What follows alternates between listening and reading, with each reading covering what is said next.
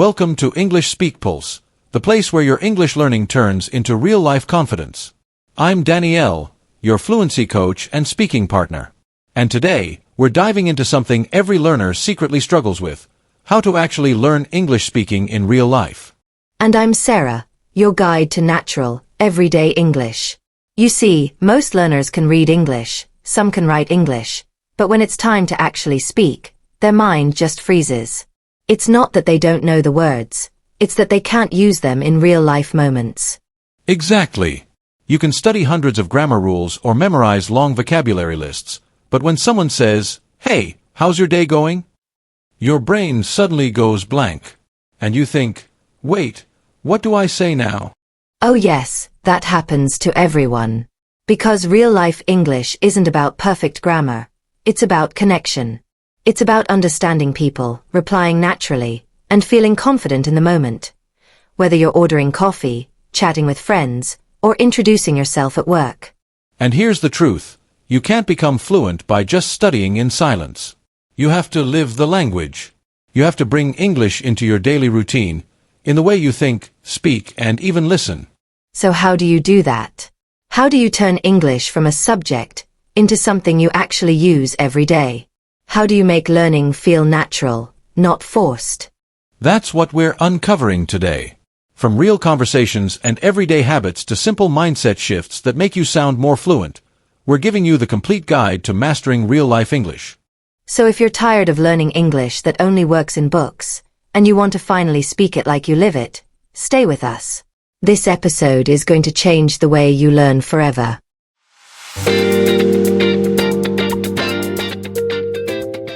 Welcome back to the Deep Dive. We're here to cut through the noise and turn research into, well, something you can actually use. Yeah, actionable insight. Exactly. So today we're tackling something huge, something that affects, millions of really smart people trying to learn English. That feeling of getting stuck. Right.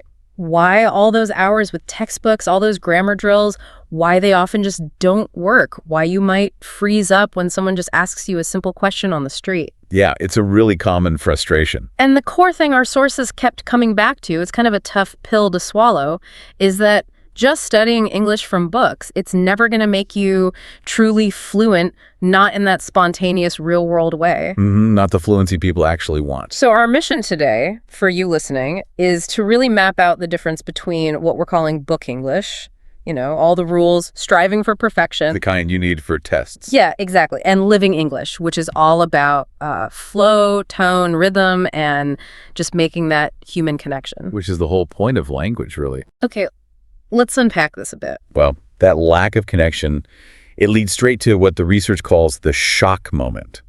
And I think everyone learning a language knows this. Yeah. You've passed your exams.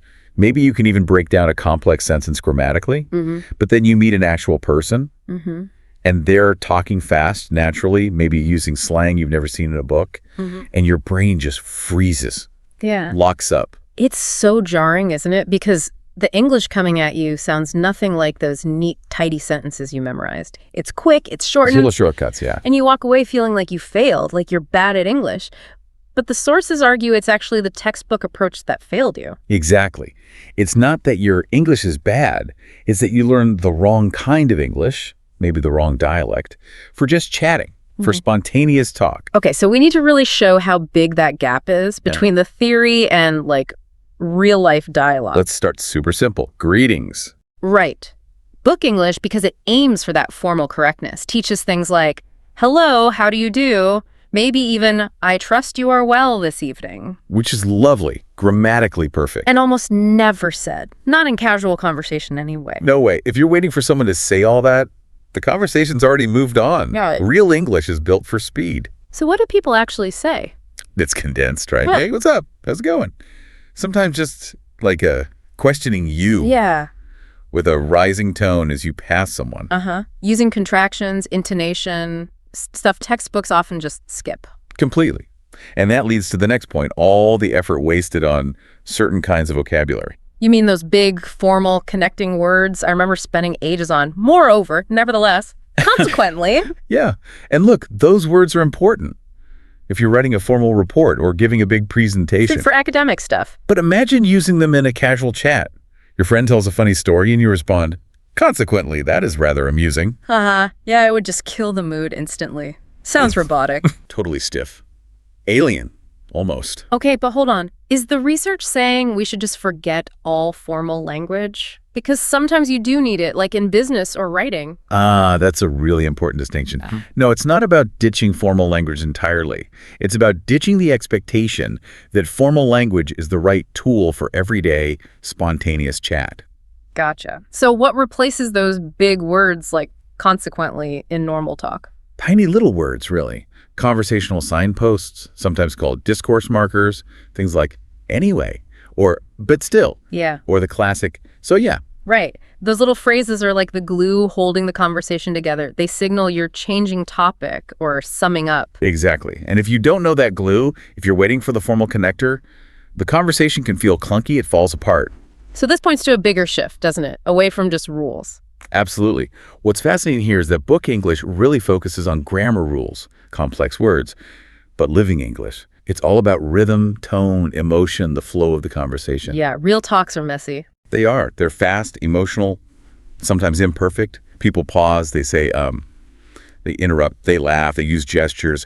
Native speakers make grammar mistakes all the time. That's the human part textbooks can't really teach, and that leads us to fluency itself. If it's not about being grammatically perfect, what is fluency then? Fluency, according to this research, is about speaking naturally and, crucially, keeping the conversation going, maintaining that flow. So if a native speaker messes up grammar, They usually just glide right past it. The goal is communication, connection, not stopping to correct yourself every 2 seconds. makes sense. Because nothing kills connection faster than sounding like a robot. Which brings us to emotional English. Oh, this is so critical. And it's often tied up with culture, too. These emotional words, these little reaction phrases, they're how you instantly show you're listening, you're engaged. Like what kind of phrases? The really common ones. Oh, really? That's awesome. No, wait. Seriously. Things like that. They seem small, but they do so much. They're essential. They manage the timing, they show your reaction, surprise, excitement, whatever, and they let you jump in quickly without needing a whole complex sentence. And the way you say them matters, right? The intonation. Hugely. Think about, you did what? Said flat. It's almost an accusation. Yeah. Said with a high, rising, surprised tone. It's friendly disbelief. You learn that tone by listening and mimicking, not from a vocabulary list next to the word surprise. Let's use that example from the sources, That's Awesome test. It really highlights this. Right. So imagine someone tells you, genuinely happy, I finally got the job, I start next month. Okay. Now, if the learner pauses, thinks, carefully builds a perfect sentence like, that is very good news for you, I am happy for your success. I mean, it's grammatically correct. But it sounds so clunky, delayed, formal. Exactly. You miss that moment, that shared emotional beat, the connection feels off. Whereas if you just instantly reply, that's awesome, congrats. Boom. Short, emotional, totally natural. You prioritize the connection, the shared feeling over perfect grammar. That's living English. It shows you heard them, you care, you're excited with them. Precisely. And that's why learning has to move beyond just the books. I really liked the swimming analogy they used. It just clicks. Me too. It's so clear. You can read 100 books about swimming, right? Study the physics, the strokes, the breathing. Know it all intellectually. But until you actually get in the water and feel it, your muscles don't learn. You can't swim by staying dry. And the English pool is just life. It's the conversations you have every day. It's using English to make plans, send voice notes, watch shows, and actually listen instead of just reading subtitles. That's where the real speaking muscles get strong, where you internalize the rhythm. So when someone asks, why do I freeze up when I try to speak?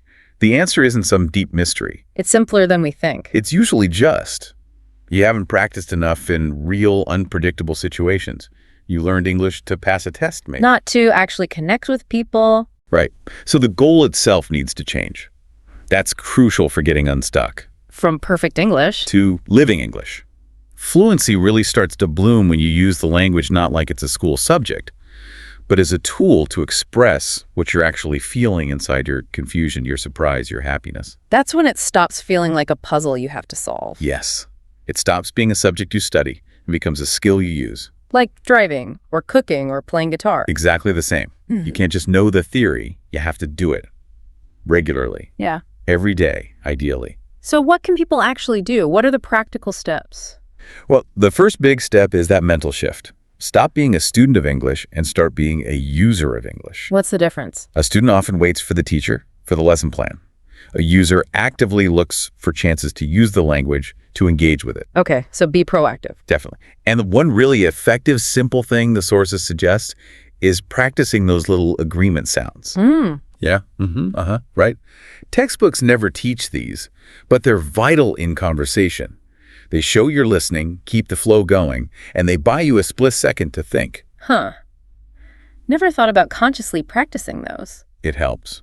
Another thing, deliberately swap those big academic words for the small conversational ones in your daily communication. So in a text message, use anyway instead of moreover. Exactly. Force yourself to use, but still. Yeah. So yeah, it retrains your brain for that faster, more natural conversational style. And listening.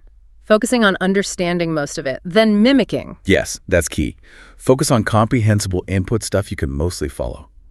But don't just understand the words. Try to copy the intonation, the emotional tone you hear. That's how you absorb the rhythm. Okay. And if you start doing all this, becoming a user, that fear of making mistakes starts to fade. It really does. That little critical voice in your head gets quieter. You stop obsessing over every tiny grammar point and start focusing on the main goal. Am I getting my point across? Are we connecting? And that's the paradox, right? It totally is. The sources make it clear.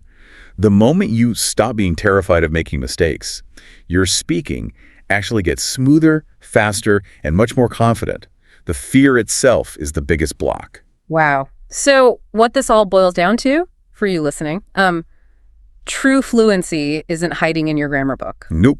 Or your vocabulary lists. It's alive. It's in your everyday thoughts, your quick texts, the jokes you try to make, the actual back and forth of talking to people.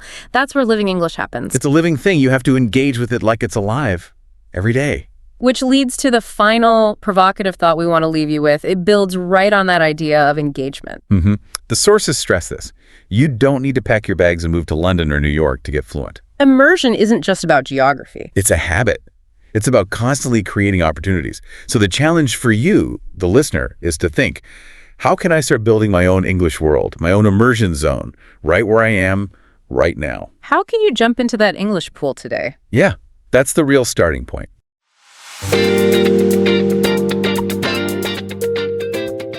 Welcome back to the deep dive. We are jumping straight into, well, a really massive challenge that seems to trip up so many language learners. It's this belief, right, that true effortless English fluency is somehow geographically restricted. Yeah, that's a big one. Like you feel you have to move to London or New York, or maybe just have daily chats with native speakers to, finally get there. It really feels like the ultimate hurdle for people, doesn't it? Geographical, social.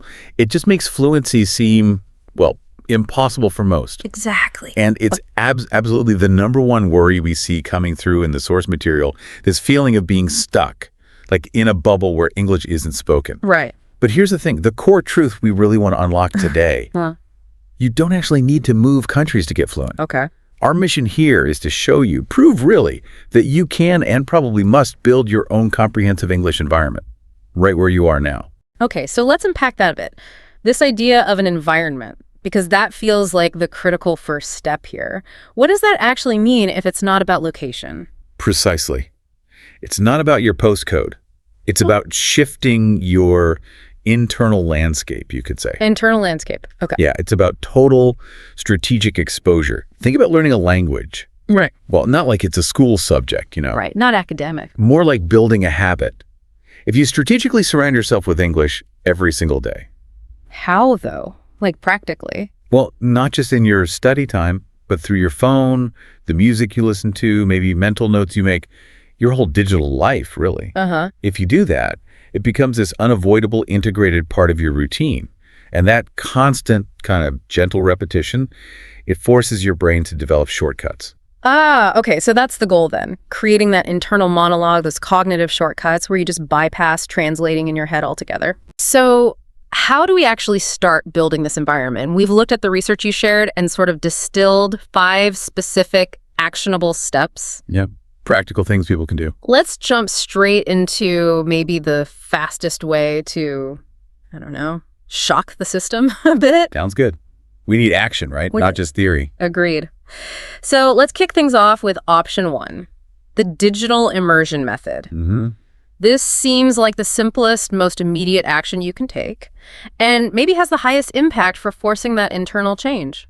So what does it involve? Basically, switch the language settings on your phone, your laptop, your browser, all those apps you use all the time, maybe even your GPS, switch them to English today. Right. Now, I bet a lot of listeners hear that and immediately think, hang on, that's just going to make my life really difficult. Yeah, probably. And they're absolutely right. But that difficulty, that's actually the point. Explain that. What's fascinating here, what the sources show, is that this method forces real life, kind of high-stakes learning, but through necessary struggle. And struggle, well, that's the engine of deep memory retention. But hold on, isn't that going to be incredibly frustrating? You know, if I'm trying to navigate my banking app or trying to figure out if I just ordered 2 large coffees instead of 1 small one, won't I just get annoyed and give up? How do we balance that risk? That's a really crucial question. And the sources, they stress a distinction. It's about low consequence, high frequency struggle. Low consequence. Okay. Yeah. So that anecdote about the student, Yeah. the one who switched his app language and accidentally ordered the wrong coffee. Right. I remember that. That moment of struggle, Yeah. it paid off disproportionately. He had to look up the words. He had to functionally understand the interface right then and there. Because he needed his coffee. Exactly. And because he was maybe a bit frustrated and needed a solution now, his vocabulary acquisition apparently doubled within a week. That practical struggle just overrides hours and hours of passively studying vocab lists. Wow. Okay. So that single moment of real need, it trumps hours of textbook work. Pretty much. And that's the critical turning point then, stopping that mental translation process. Yes. Because when you're using English for everything, searching Google, reading instructions, figuring out where the heck the back button went, your brain starts connecting the English word directly to the action or the concept. It forges a new pathway. Exactly right. You stop thinking, okay, how do I say X in English? And you just start thinking X. That's the cognitive shortcut we want to build. Makes sense. And to help this shift along, I'd recommend pairing this digital immersion with a really simple morning routine. Oh yeah, like what? Just open one English language podcast, maybe a news clip or a YouTube channel, while you're doing something totally mundane, like making breakfast or showering, brushing your teeth. That's so passive listening. Kind of. You're basically training your ears to wake up in English before the day really starts. Yeah. Lets you passively notice rhythm, tone, pronunciation patterns, almost without any effort. Even just 10 minutes of that kind of non-demanding exposure must make a massive difference to your comprehension over time. It really does stack up. Okay, so digital immersion helps with the reading and listening input, but we know fluency needs active output too, right? Especially for people who feel a bit shy about speaking. Absolutely. That active practice, that brings us to the next stage. Right. We have to move from just taking language in to actually producing it. And that leads us nicely into option 2, the mirror technique. The mirror technique, okay. This is probably the single most powerful tool for dismantling that speaking anxiety and for building muscle memory all in a safe space. Okay, detail the process for us, because I can imagine a lot of listeners feeling immediately awkward just thinking about talking to themselves in a mirror. Oh, that initial awkwardness is pretty much guaranteed. Okay. But you push past it because the benefits are they're profound. So how does it work? The process itself is simple. Stand in front of a mirror and speak English out loud, maybe for 10 minutes. Yeah, but you're not reading a script. You're simulating a real conversation. Describe your day, explain what you're planning for the weekend, maybe pretend you're giving a pitch to your boss, something like that. And here's where the sources really highlight why this works, psychologically speaking. The mirror gives you instant visual feedback. Exactly. Which kind of depersonalizes the language struggle. How so? Well, you get to see your facial expressions, your gestures, and really importantly, your mouth movements as you form the sounds. Ah, okay. So you're observing rather than judging. Precisely. It's just your perspective. You aren't just criticizing yourself inside your head. You're actually observing a speaker. And this is critical training for the actual physical muscles in your mouth and throat needed for English sounds. Right. The physical act of speaking. Yeah, and that feedback loop, it drastically helps reduce the nervous tension you might feel when speaking in front of actual people later on. You're basically normalizing the sound of your own voice speaking English. That makes sense. I remember reading about one learner you tracked who shared that after just 10 minutes a day, they genuinely felt not scared of my voice anymore. which is huge. It's incredibly powerful, conquering that fear of your own voice. So for the listener trying this today, what are some quick prompts they could use to fill those 10 minutes? Just saying, I went to the store, probably gets old fast. Good point. Start with internal monologues, but say them out loud. Ask yourself questions like, okay, if I won $1 million, what 3 things would I do first and why? Okay. Or maybe, what's one thing I really appreciate about today? The goal isn't complex grammar, remember. It's just maximizing output and getting into the flow. Got it. Flow over perfection. Definitely. And maybe as a follow-up tip, don't be scared to record yourself once or twice a week during this mirror practice. Ooh, listening back. That sounds tough too. It can be, but don't judge the recording harshly. Just notice your progress. Honestly, the more you hear yourself speaking English, the more comfortable you become with it. Wonderful advice. Okay, so we've moved from digital input to self-connection and practice. Now let us shift towards the more technical side of speech refinement. This moves us neatly into option 3, the shadowing technique. This seems less about what you say and much more about how you say it, your rhythm, your intonation. Absolutely. This is basically training your tongue and your ears at the same time. Think of shadowing almost like having your own personal pronunciation and rhythm coach. I love the idea of shadowing, but I'll be honest, it sounds intensely difficult and maybe frustrating, especially if you're a beginner trying to keep up with a native speaker's pace. How do you stop people from just giving up? That's a very fair point, and the key is really understanding the mechanics of it. It's not about perfection. Okay. So the method involves playing a short English audio or video clip, could be anything, and then speaking along with it at the exact same time. Simultaneously, not repeating after. Exactly. You're trying to follow the speaker's rhythm and intonation, just like a shadow follows a person. And here's the crucial bit. You don't pause and repeat. You just try your best to keep up and follow the sort of melodic line of the speech. So the goal isn't necessarily to perfectly replicate every single word. No. But to capture the music of the language. Precisely. You're internalizing the intonation, the emotion, the pauses, the timing, almost automatically. You start to really feel the music of English, as some sources put it. I like that. And when a speaker sounds really fluent and natural, it's rarely about just complex vocabulary, right? It's about that rhythm, the rise and fall of the voice. Shadowing teaches you that subconsciously. And here's where it gets really interesting, I think. This technique relies heavily on motor function memory, doesn't it? It does, yeah. You're literally training your mouth and tongue muscles to move in the patterns needed for English sounds, which can be totally different from your native language. It's pure motor skill acquisition, like learning to play the piano or ride a bike. You start small. How small? Really short clips, maybe 10 or 15 seconds max. Use bits from movie scenes, interviews, TED Talks, even song verses. Songs, really? Yes. Repeat those short clips over and over until your tongue and ears start to adapt to the pattern. I often tell learners, if you can sing it, you can speak it. Huh. I like that. English rhythm often has musical principles, you know. Shadowing lets you practice that flow in a fun way, not like doing boring drills. That makes the whole process seem much less daunting. Definitely.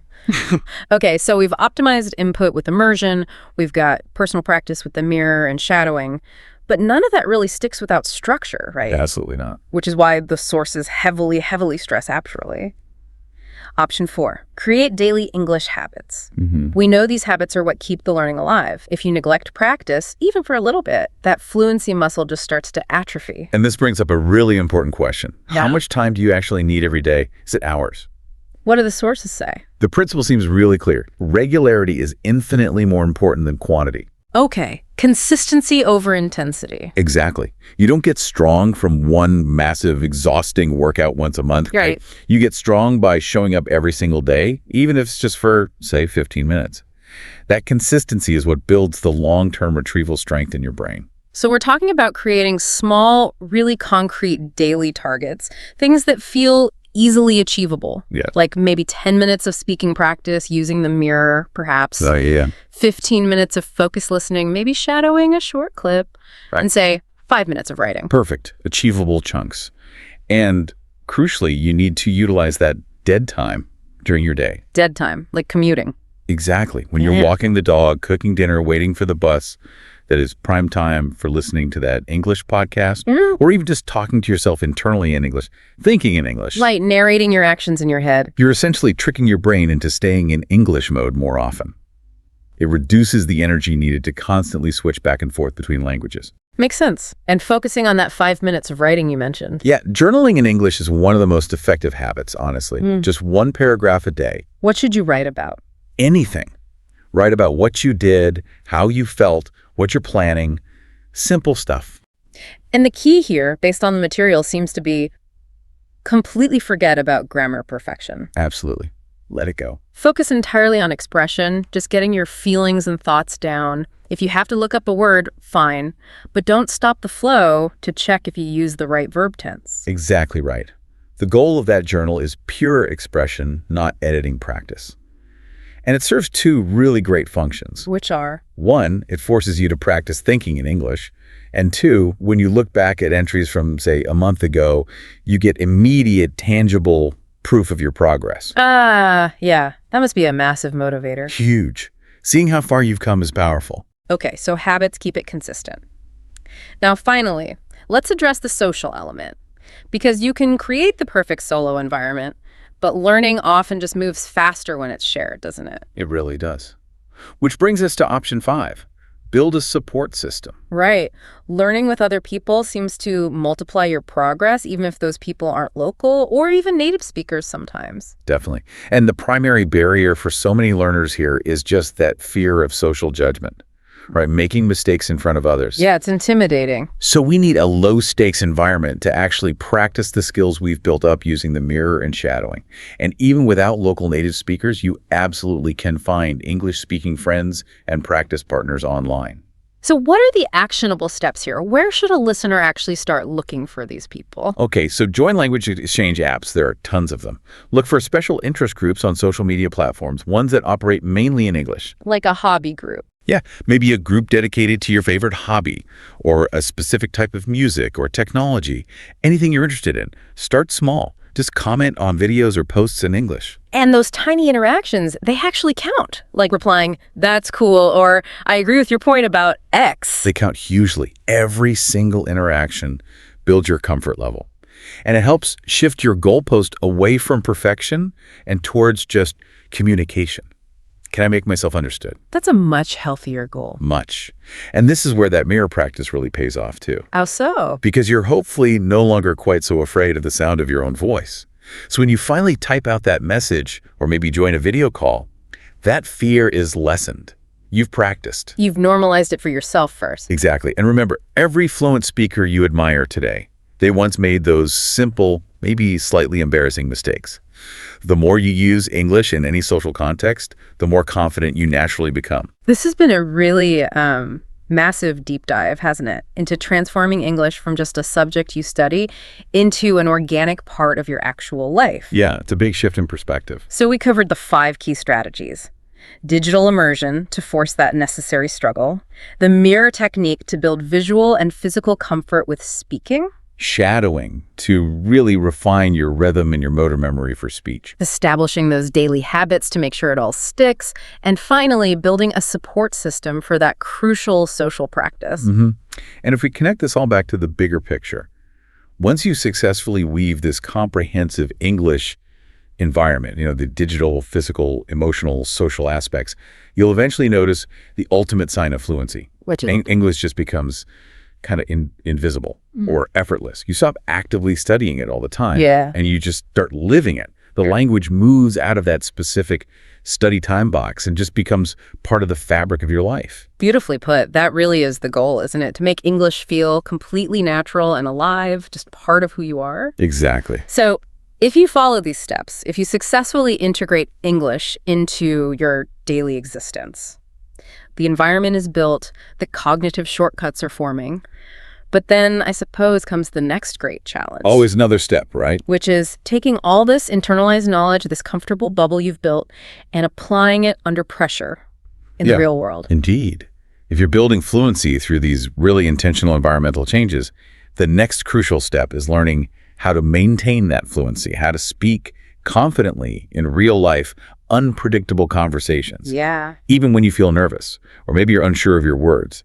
That's where we take the knowledge you've built in your safe space and really test its resilience in genuine human interaction. Okay, so that's something for you, the listener, to think about as you perhaps start changing those phone settings today, how to take it to the next level. Exactly.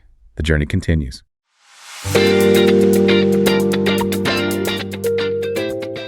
Welcome back to the Deep Dive. If you are listening to this, chances are you're kind of done with just passively studying English. You know, you've maybe mastered the verb tenses, you've memorized lists, but you still feel that awkward little hitch in your brain when you try to speak quickly. Yeah, that mental block. Yeah, exactly. Yeah. You know the hard truth. Real fluency, the kind that feels effortless, well, it happens when you stop treating English like homework. Right. And start treating it like, well, life. That's the key realization, really. And it's such a relief once you accept it. You absolutely do not need to wait for some, perfect immersion opportunity. A trip or a new job. Exactly. You don't need that to practice. What the research shows and what we've looked at is that the real difference between just being a student and being a fluent speaker lies in deliberately using dozens of small everyday moments. We're talking everything from the second you wake up until you close your eyes at night. The goal is simple, but it's pretty transformative. Turn those mundane moments into chances to train your mind to think, react, and crucially, to stop translating in English. Okay, let's unpack this then. We are going to dive into, 8 core strategies from this research? That sounds about right. And these are not about adding more grammar books to your shelves, right? They're super practical ways to sort of hack your existing routine and make English a living, breathing part of your world. Let's do it. All right, let's kick off with the morning power-up. Because, those first few minutes of your day can be linguistically right. Well, they set the stage. Strategy 1 is immediate immersion. And this one, it takes discipline. As soon as you wake up, the idea is avoid instantly checking social media or news in your native language. Right, because that habit just instantly flips the switch to native language mode for the whole day. So we need to enforce this tiny but really powerful shift. Your inner voice is your main linguistic tool, right? Their internal monologue. Exactly. And it needs training first. So instead of just letting your thoughts default back, start with small, deliberate declarations. Silently, or even softly say, "Good morning."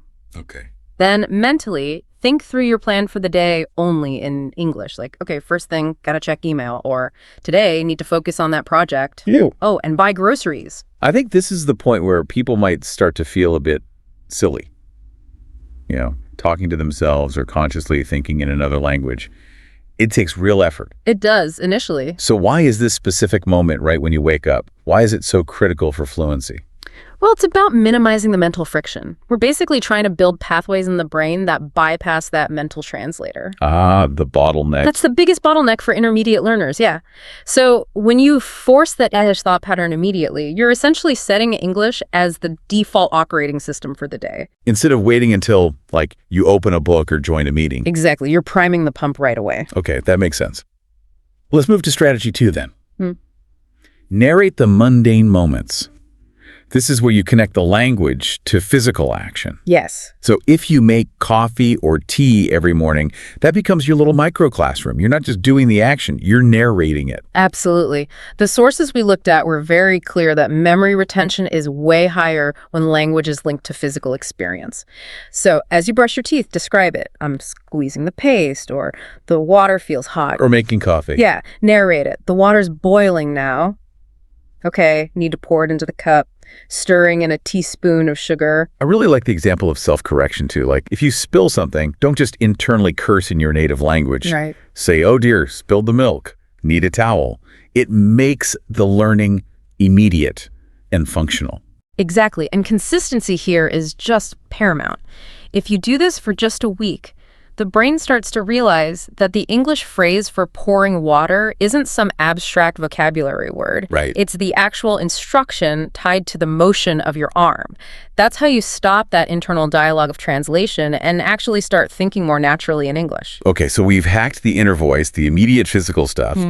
How do we then make the sort of outside world where we spend hours every day speak English too? Good question. That brings us to strategy 3. Immersion through tech.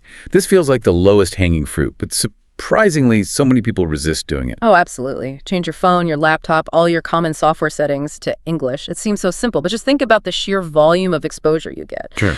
You already know what the settings button does, right? Or what an error 404 means. When you see the English word for it, you internalize it instantly because the context is already there. You learn functional stuff, tooltips, menus, software instructions.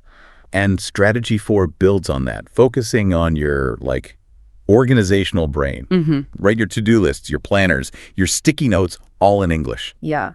And if you're writing emails, even if you work in a non-English office, discipline yourself to really focus on the structure. Practice those polite greetings, a clear statement of purpose, a courteous closing, all in English. Okay. And here's maybe a layer deeper on that. Even if you're in a meeting or a class that's not in English, challenge yourself to take your notes in English. Oh, interesting. Even just keywords. Even just keywords, exactly. Instead of writing the full explanation of some concept in your native language, try to capture the core idea with an English summary phrase. It really boosts confidence because you're connecting new, sometimes complex information directly with English structure. Right. You're building that bridge immediately. Okay. Now for the big one, the biggest time sink for most of us, our phone. Ah, yes, the phone. Strategy 5 is about turning your scroll time into active learning. So instead of just passively looking at content in your native language, Curate your feed. Follow English-speaking YouTubers or influencers whose content you genuinely find interesting, whether it's history, cooking, gaming, whatever. makes sense. And don't forget the phone assistant. Siri, Google Assistant, whatever you use. This is a brilliant, really low-stakes practice partner. How so? Well, change its language to English and then actually talk to it. Treat it like a person. Don't just ask for the time. Ask follow-up questions. Like what? What's the weather like today? Okay, will it rain tomorrow? Set a reminder for 6 p.m. and hey, what's the definition of procrastinate? Oh, yeah. It forces you to actually vocalize full sentences and commands, training your speaking muscles without that performance anxiety you might feel with a real person. Okay, that's clever. And then there's the fun part, strategy 6, music and lyrics. Yes, your playlists are just packed with natural conversational patterns, pronunciation rhythms. So find the lyrics to your favorite English songs. You'll probably be surprised how often common idioms and specific phrasing are embedded in songs you already love. It stops feeling like a dry subject. It starts feeling like a cultural habit. Yeah, I like that. Mm-hmm.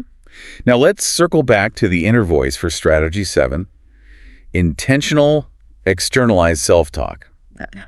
I know we talked about thinking in English, but now we're actually encouraging you to talk out loud to yourself. Right. Describe your surroundings. The neighbor's cat is walking on the fence again, or state your needs. Okay, I need to set the oven to 350 for this recipe. This removes the ultimate barrier for so many people, the fear of making errors in front of others. Right, no judgment from the cat. Exactly. When you talk to yourself, you're free to stumble, to self-correct, try again. It's essential for training your mouth muscles, getting used to the rhythm and the stress patterns of English, which are often quite different from your native language. Okay, but doesn't this just kind of delay the inevitable anxiety of speaking to a real person? If I get really good at talking to my coffee maker. Fair question. What happens when I actually meet a native speaker? That's a great point, and it's where we transition into the more active phase. Self-talk is the warm-up, right? It builds that internal confidence. The real benefit comes when you layer in the second part of this strategy, imaginary conversations. Ah, okay. Rehearsing dialogues. Exactly. Rehearse quick dialogues in your head, or even muttered softly. Pretend you're meeting someone new. Hi, I'm your name. Nice to meet you. I'm studying X. The more you actually hear your own voice successfully producing English sentences, the less strange it feels. Precisely. It feels more natural when you then transition to talking to someone else. And that brings us neatly to strategy 8, which tackles your point about real interaction head on. A super common learner mistake is just too much passive consumption. Watching, reading, listening without enough active production. Right. We need to replace passive with active. We need active rehearsal. The sources are really clear here. Force yourself to react to everything you consume in English. If you finish reading an English article, stop, close the tab, and immediately summarize it out loud. Ask yourself, okay, what was the main idea there? What's one new word I learned? And then answer that question in English. Ah, okay. That immediate recall. Yes. And here's where we can turn that summary into a really tangible tool. Use your phone's voice recorder. Create mini recordings of yourself explaining a simple topic, maybe just a minute long. Yeah, like a personal English lab. Exactly. It is like building your own little lab. When you play it back, you can spot those specific filler words you overuse or repeated hesitations or maybe mistakes you keep making. It lets you target your practice really efficiently. That practice then leads directly into strategy 9, simulation and real-life scenarios. You don't have to wait for that big international trip to practice crucial situations. Right. Actively rehearse and maybe even script out real-life exchanges that you think you might encounter. So think about the moments that cause you the most stress. Ordering food, maybe asking for complicated directions, or a specific kind of professional interaction. Write down a few key phrases, then practice them out loud. For instance, rehearse saying things like, "Excuse me, I'd like a table for 2, please. Could we also see the specials menu?" Okay. Or, in a more professional context, "Thank you for taking the time to meet with me. Could you please tell me a bit more about the day-to-day responsibilities of this job role?" Makes sense. By rehearsing these kinds of scenarios daily, your mouth and your mind are just ready. When the actual job interview or that travel moment arrives, you won't be scrambling to translate on the fly. You'll be recalling a familiar script. Exactly. You'll sound significantly more confident because you've already run the lines. And finally, we close the loop with strategy 10. End your day in English. This is kind of the bookend to the morning power-up, but it's equally important for consolidating memory. Okay. Before you go to sleep, review your day mentally, but do it strictly using English. Use specific kind of high-value reflection questions maybe to guide your thoughts. That's a great idea. Ask yourself things like, okay, what did I actually accomplish today? What was the most challenging moment? Who did I speak to? And critically, what do I plan to tackle tomorrow? Why is that last step so important? That reflection activity actively strengthens memory.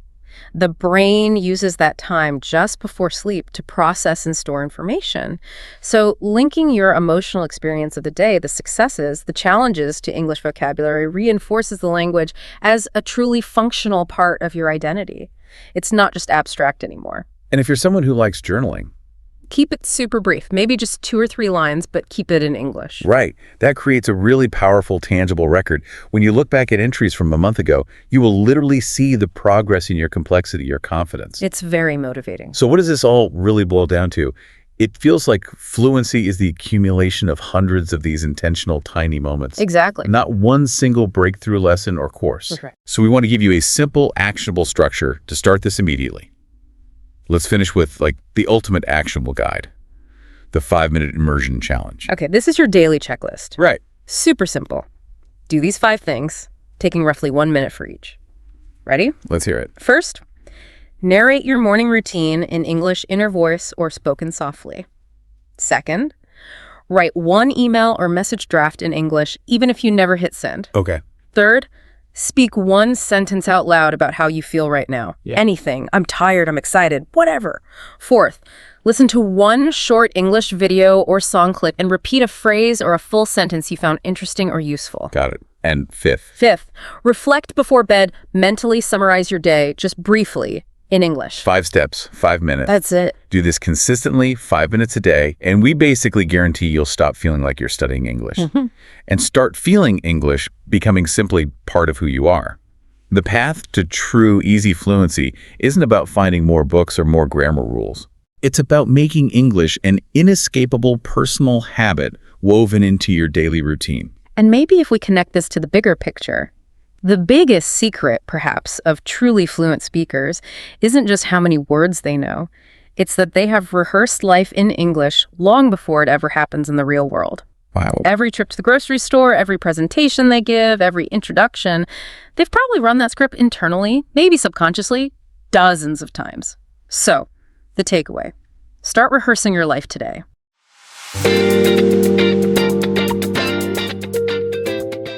Welcome back to the deep dive.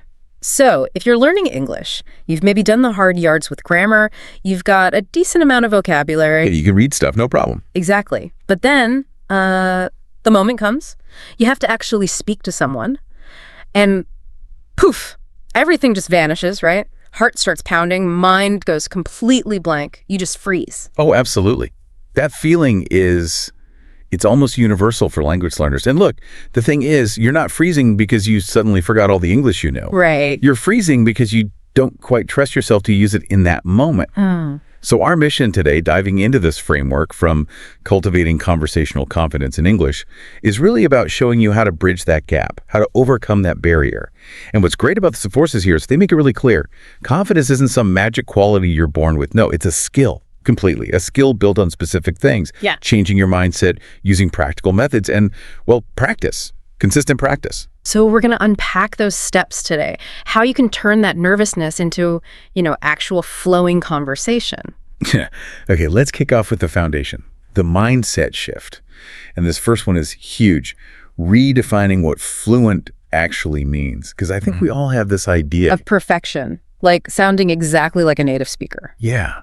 And that pressure is just crippling. It stops you before you even start. It really does. It kills the conversation because if you're constantly monitoring yourself for mistakes, how can you possibly listen or connect with the other person? Good point. And the authors here nail it. Fluency isn't about being perfect. It's about flow. It's just about keeping things moving, not getting totally stuck or panicking if you stumble over a word. That's such a relief to hear, honestly, because when you think about it, even native speakers, well, we pause, we say or all the time. Yeah. We repeat ourselves, use fillers or light. We don't usually apologize for it. We just keep talking. So the rule they give is really liberating. Fluency isn't about never stopping. It's about not staying stuck. Big difference. Huge. And that changes your whole internal focus, doesn't it? Instead of thinking, oh God, I have to speak perfectly. Which just makes you tense up immediately. Right. You shift to thinking, okay, I'm here to connect. I'm here to understand this person. Exactly.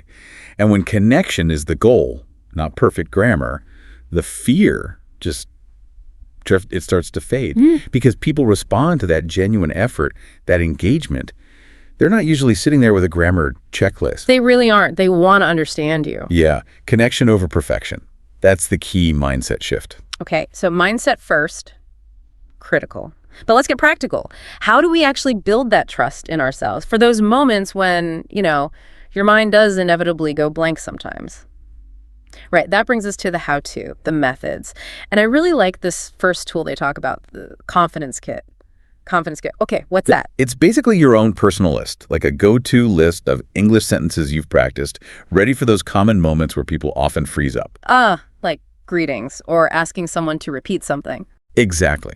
Simple stuff, but things that cause anxiety if you have to think them up on the spot.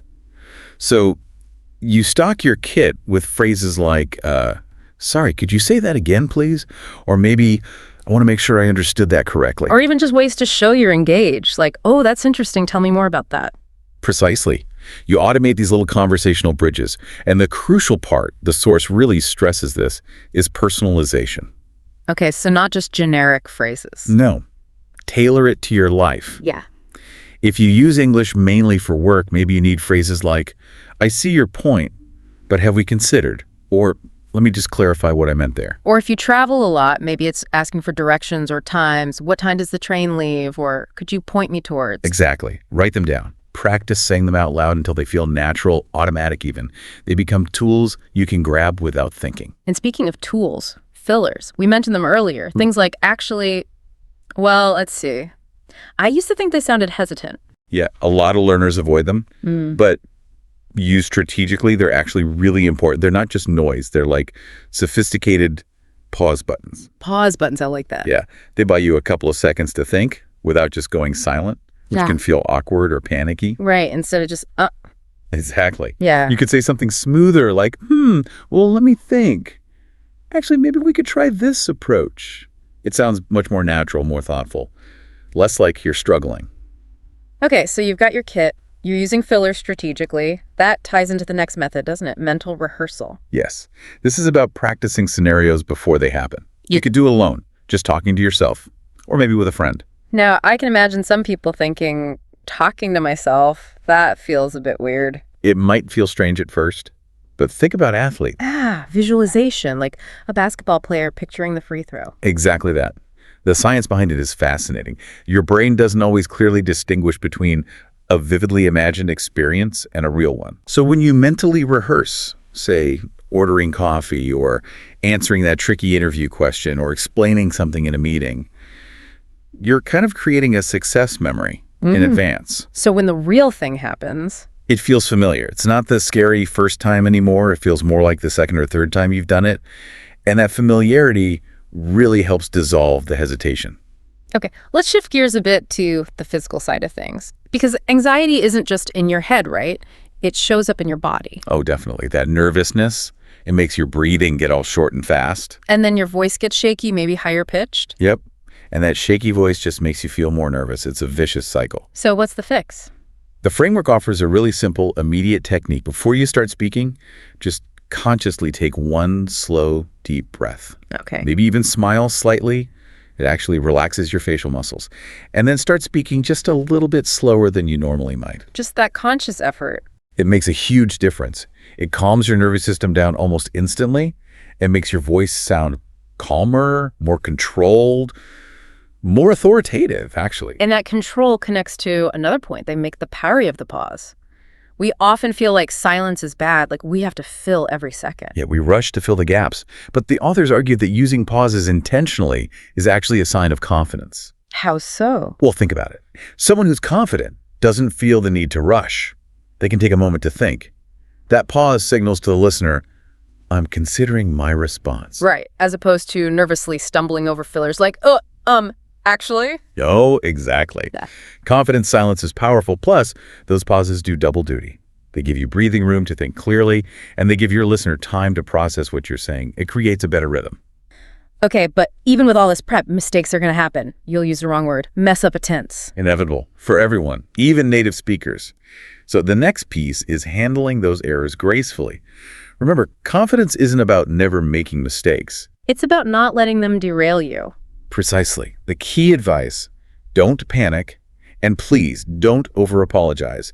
Stopping everything to say, oh, sorry, my English is terrible, just breaks the flow and tanks your perceived confidence. So what should you do instead? If it's a small error, often you can just ignore it.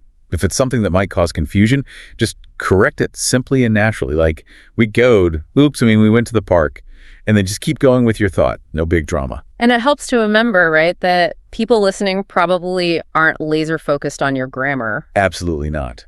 They're focused on your message, your energy, whether they feel connected to you. Your confidence is what makes the interaction work, much more than perfect grammar. Okay, so we've covered mindset, practical tools, physical control. What about the long haul, making this confidence stick? Yeah, this is about the internal work, the long game, rewiring that inner voice. The source material really emphasizes this. What you tell yourself inside directly impacts how you perform outside. So if you're constantly thinking, I sound stupid, or they're judging my mistakes, you're essentially programming yourself for failure. You create that reality. So you have to actively catch that negative self-talk. and replace it. Yes, with more positive, constructive thoughts. It takes conscious effort. It really does. Instead of my English is bad, try framing it as I'm improving every single day, or I'm capable of expressing my ideas. Like training your brain to believe in your ability. Exactly. And this ties back to what we said earlier. Confidence is a skill you build. It's not a gift some people have and others don't. It grows from this consistent, positive internal work. And to fuel that internal engine, the final piece seems to be about acknowledging progress, celebrating the small wins. Yes. This is so important. Most learners focus on how far they still have to go, which can feel overwhelming. They forget to look back at how far they've come. Right. You need to actively notice and appreciate the small victories. Did you manage a conversation for, say, 5 minutes without completely freezing? That's huge. Celebrate it. Or maybe you understood a tricky part of a movie without subtitles. That's fluency in action. Give yourself credit for these specific moments of courage and progress. Don't just brush them off. The source uses a great analogy. These small steps are like bricks building a wall. I love that. Each little win, using a phrase from your kit, taking a confident pause, correcting a mistake smoothly, adds another brick. Over time, you build this really solid wall of self-belief. So pulling it all together, if you work on redefining fluency, Build that confidence kit, manage your breathing and pauses, handle errors gracefully, and really work on that inner voice. You start to realize the ability was there all along. You just needed to unlock it to trust yourself. Okay, so this framework really gives you the tools to unlock that conversational ability you already have. But the sources leave us with kind of a next level challenge, right? A final thought. Yeah, once you've built this foundation of confidence, you're not freezing anymore, you can handle mistakes. The next step is moving towards what they call the art of connection and real conversation flow, meaning moving beyond just surviving the conversation or just answering questions.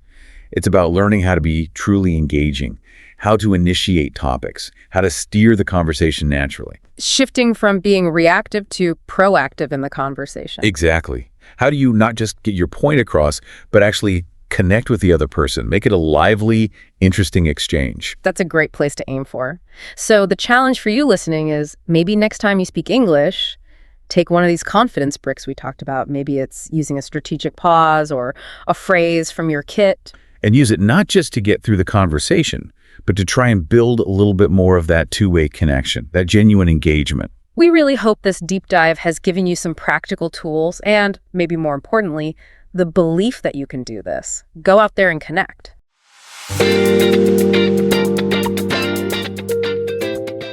Welcome back to the deep dive.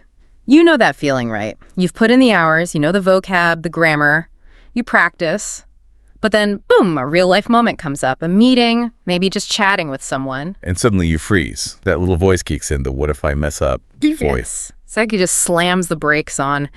You've got the skills, but actually using them, that's the wall so many learners hit. Fluent on paper, but kind of silent out in the world. It's a huge obstacle. Yeah. Stops really capable people from just talking. Totally. So today, we're doing a deep dive into the sources you shared, our mission, to give you, our listeners, a real step-by-step guide.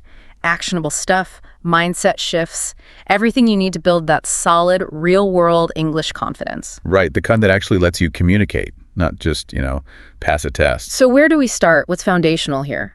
Well, it absolutely has to start with mindset. That's the bedrock. The sources we looked at really hammered this home. Fluency isn't just about words. It's deeply connected to how you see yourself as a speaker. How you see yourself. Yeah. If you walk into a conversation thinking, oh, my English just isn't good enough, well, you've basically set yourself up to hesitate.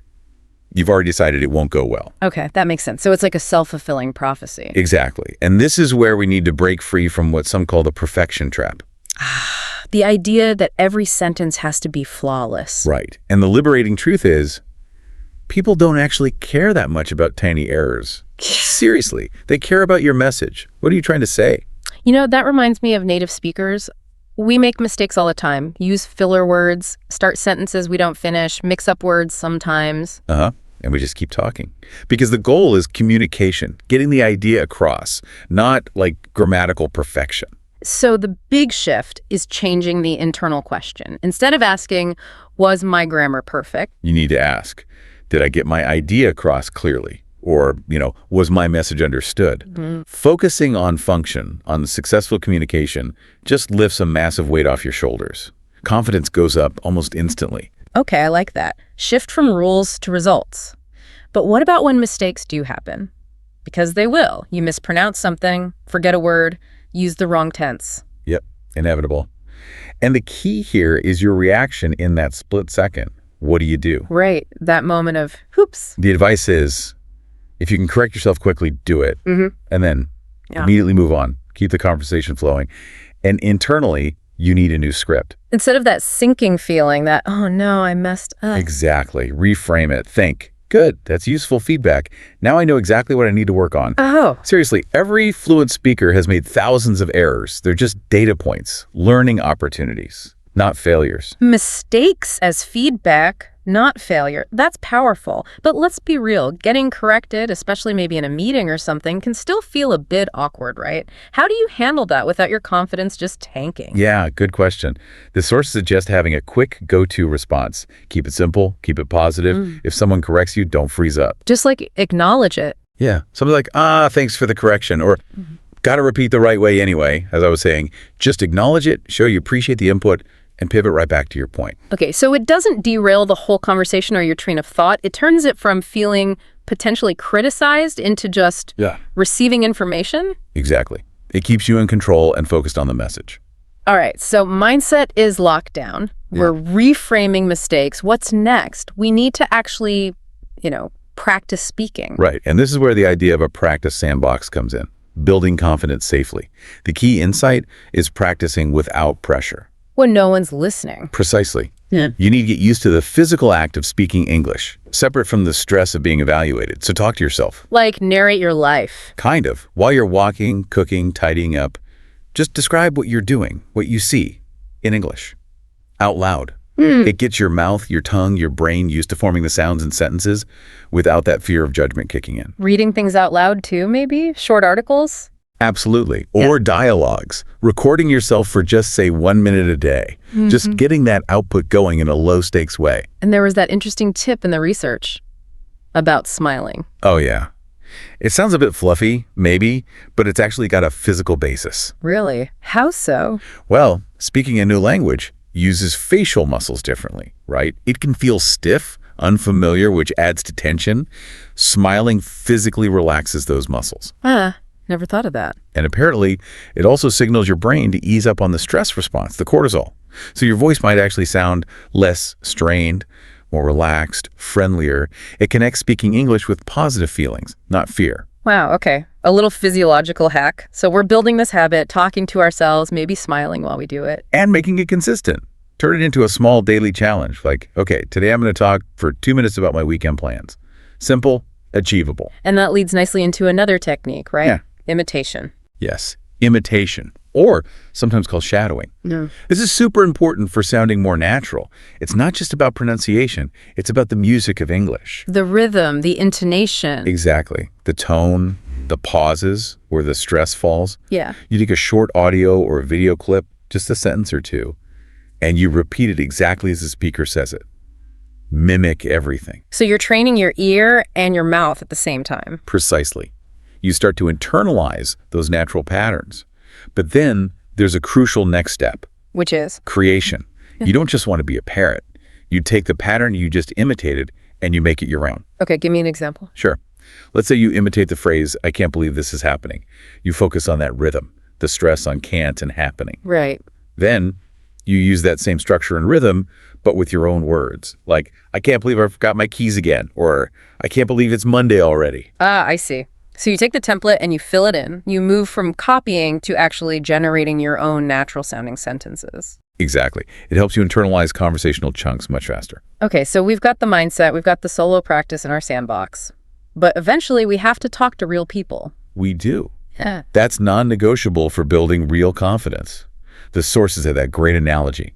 You can read all the books you want about swimming, but you're not a swimmer until you actually get in the water. You have to use the language. You absolutely have to. Confidence grows through application, through actual interaction. But getting in the water can sound scary. Where do you start? It doesn't have to be a massive leap. Start small, low-stakes interactions. Things like ordering your coffee in English, if you're in a place where that's an option. Okay, transactional things. Right. Or chatting with customer support online, choose the English option. Join an online group about a hobby you have, something international. Comment on YouTube videos or social media posts in English. Small interactions where the pressure isn't super high. Exactly. Clear goal, often limited dialogue needed. It builds experience. But I think we need to address the elephant in the room here for many learners. That thinking lag. Ah, yes. The freeze moment. Yeah. Someone asks you something unexpected and your brain just hits a wall. You're mentally translating from your language, figuring out the answer, translating it back, and by then the moment's passed. That lag just kills confidence. It really does. And it highlights a critical training need. You have to train your thinking speed in English. Cut out the middleman, the internal translation step. How do you even do that? There's a specific exercise mentioned, the instant description exercise. It's designed to force that direct link between concept and English word. Okay, walk us through it. How does it work? It's super simple, 3 steps. 1, pick any random object around you, your pen, your mug, whatever. Okay, got my pen. Step 2, instantly describe it out loud in English. No thinking time, no planning, just speak. This is a blue pen. It writes smoothly. I use it for taking notes, whatever comes out. Just immediate description. Yes. And step 3. As soon as you've said a sentence or two, immediately pick another object and do the same thing. The key is the immediacy. No pausing to translate or perfect the sentence. So you're forcing your brain to bypass the translation step and just think directly in English about what you're seeing. Exactly. It builds that direct pathway. Concept, straight to English output. It feels weird at first, but it's incredibly effective at speeding things up. That sounds really practical. Something you can do anywhere, anytime. Yeah, and another related tip is using thinking prompts. Quick questions you ask yourself daily and answer out loud again, instantly. Like what? Simple stuff. What am I having for dinner tonight? What made me laugh today? What's my main goal for tomorrow? Answering these quickly and out loud automates responses about everyday life and opinions. Okay, so we've got mindset, practice, interaction strategies, and ways to speed up thinking. How do we keep this going? How do we sustain the momentum? That's crucial. Confidence isn't built overnight. It's like a muscle.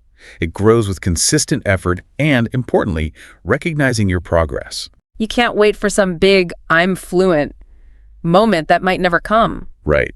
You have to celebrate the small wins. Track the daily progress, even if it feels tiny. Did you manage one complex sentence today without translating? Did you understand a bit more of that video without subtitles? Did you actually initiate a quick chat in English, however brief? Recognizing those little victories builds proof. Absolutely. And one really effective way to make that progress visible is keeping an English confidence journal.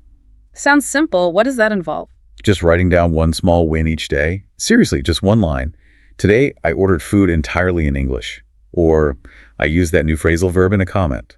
Or, I watched a 5-minute news clip and understood the main points. So it's not about long essays, just logging the evidence. Exactly. And when you look back after a week or a month, you see this concrete list of achievements. It makes that invisible progress feel tangible and powerful. It proves you are getting better. That makes sense. And there's one more element we need to touch on, which seems really important for Fuel: personal interest. Oh, this is huge. Think about it. If you're forced to talk about something you find boring, you're more likely to get stuck in your head worrying about mistakes. But if it's something you love, Your passion takes over. Whether it's cooking, video games, astrophysics, your kids, whatever you genuinely care about. When you're excited to share something, you're less focused on grammatical perfection and more focused on expressing that passion. The words tend to flow more easily. so find ways to talk about things you actually enjoy talking about. Definitely. It connects back to the core idea. Fluent English is really about effective communication. And the best, most confident communication happens when you're talking about something you love. Your authentic self comes through. Okay, this has been incredibly practical. Let's pull it all together. Based on everything we've dug into, what's the actionable challenge for our listeners? Right, let's give them a concrete plan. We're calling it the Real Life Speaking Challenge. Try this for just 1 week. We're pretty confident you'll feel real difference. 1 week to kickstart that confidence. What are the components? Okay, 5 key actions, integrating everything we've discussed. First, talk yourself out loud for 5 minutes every single day.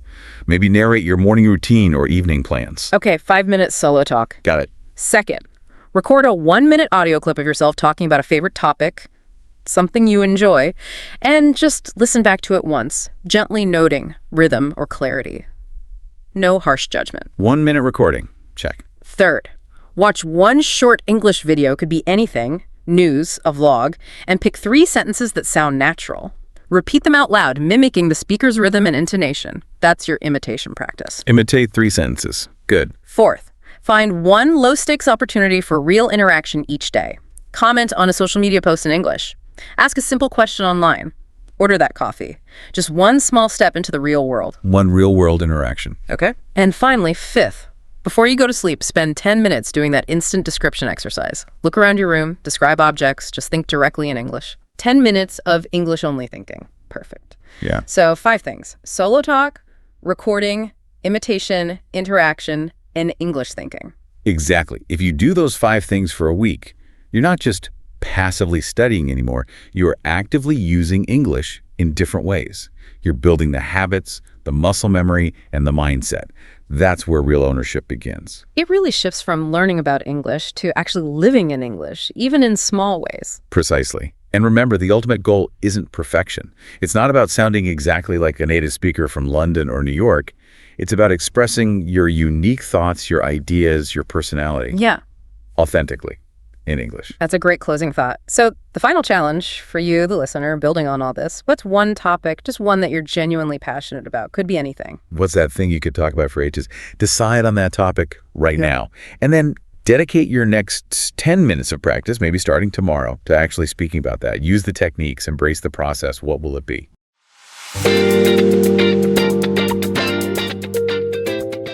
Welcome to the deep dive.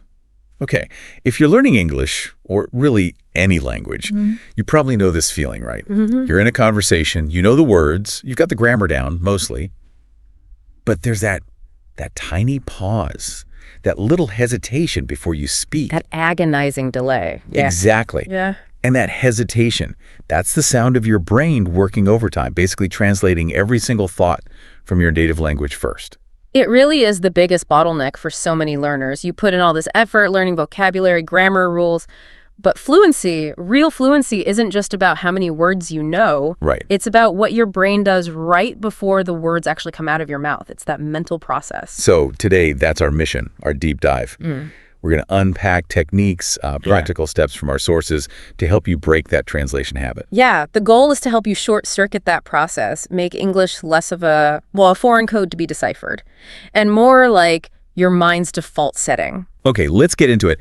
This translation trap, as we're calling it, why is it such a problem? Why does it mess up conversations so much?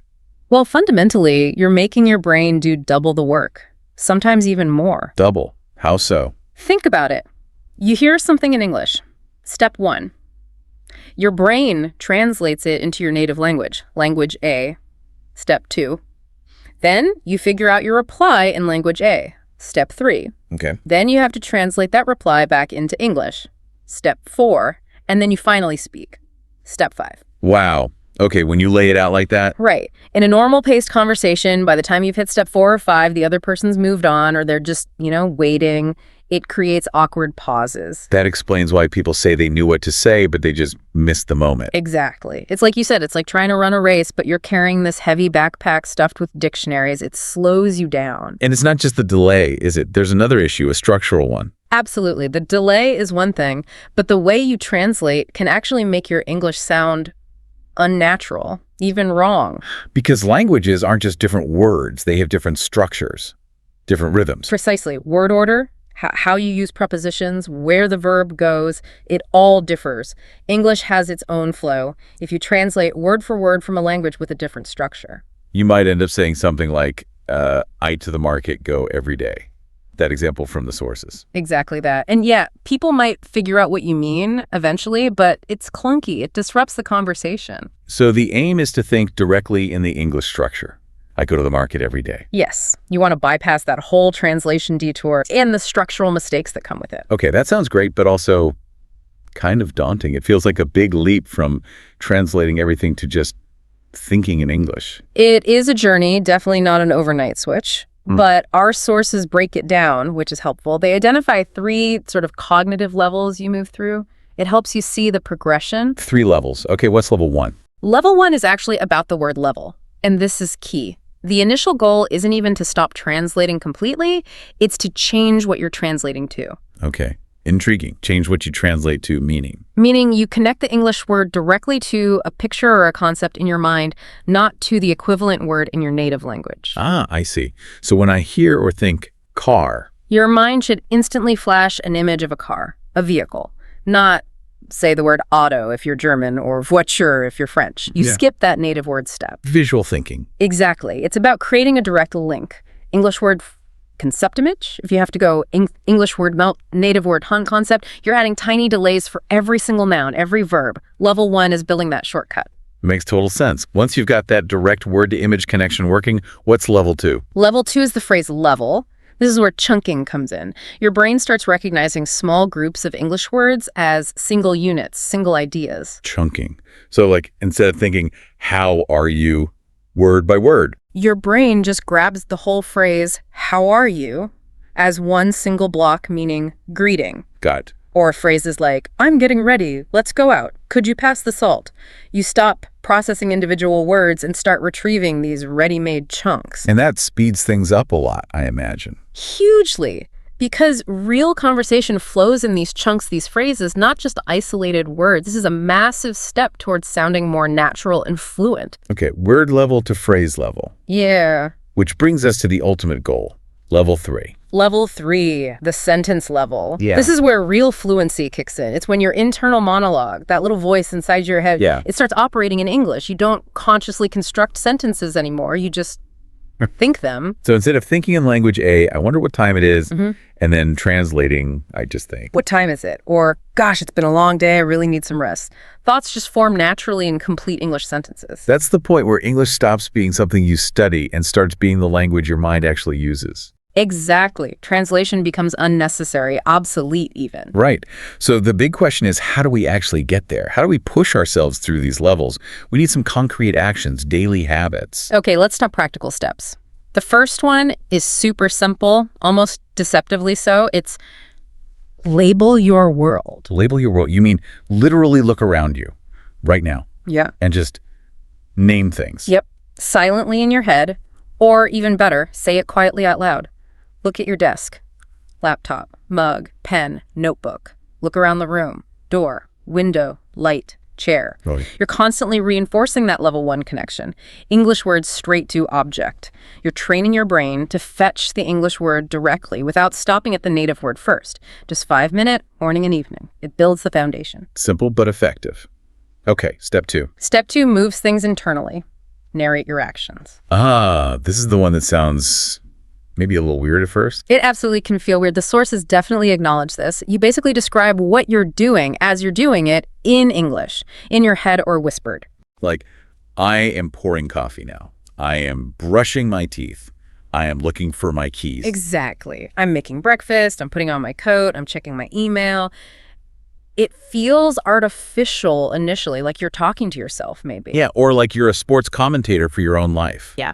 But the payoff must be significant if it's recommended. Oh, it's huge. You're automating the English for the most common actions and verbs in your daily life. It's low-stakes practice for building those level 2 chunks related to your reality. Right, so it's not abstract grammar. It's English tied to what you actually do. Precisely, and that initial strangeness, it fades pretty quickly as the patterns become automatic, and it frees up mental energy for harder stuff later. I can see how that then feeds into step 3. Ask simple questions. Yes, this builds on the narration. It helps establish that natural rhythm of internal back and forth that native speakers have. We're always asking ourselves little things. So throughout the day, just mentally ask and answer questions in English. Yeah, simple things. What time is it? It's 10:30. Where am I going now? To the supermarket. What do I need to buy? Milk, bread, eggs. Did I turn off the lights?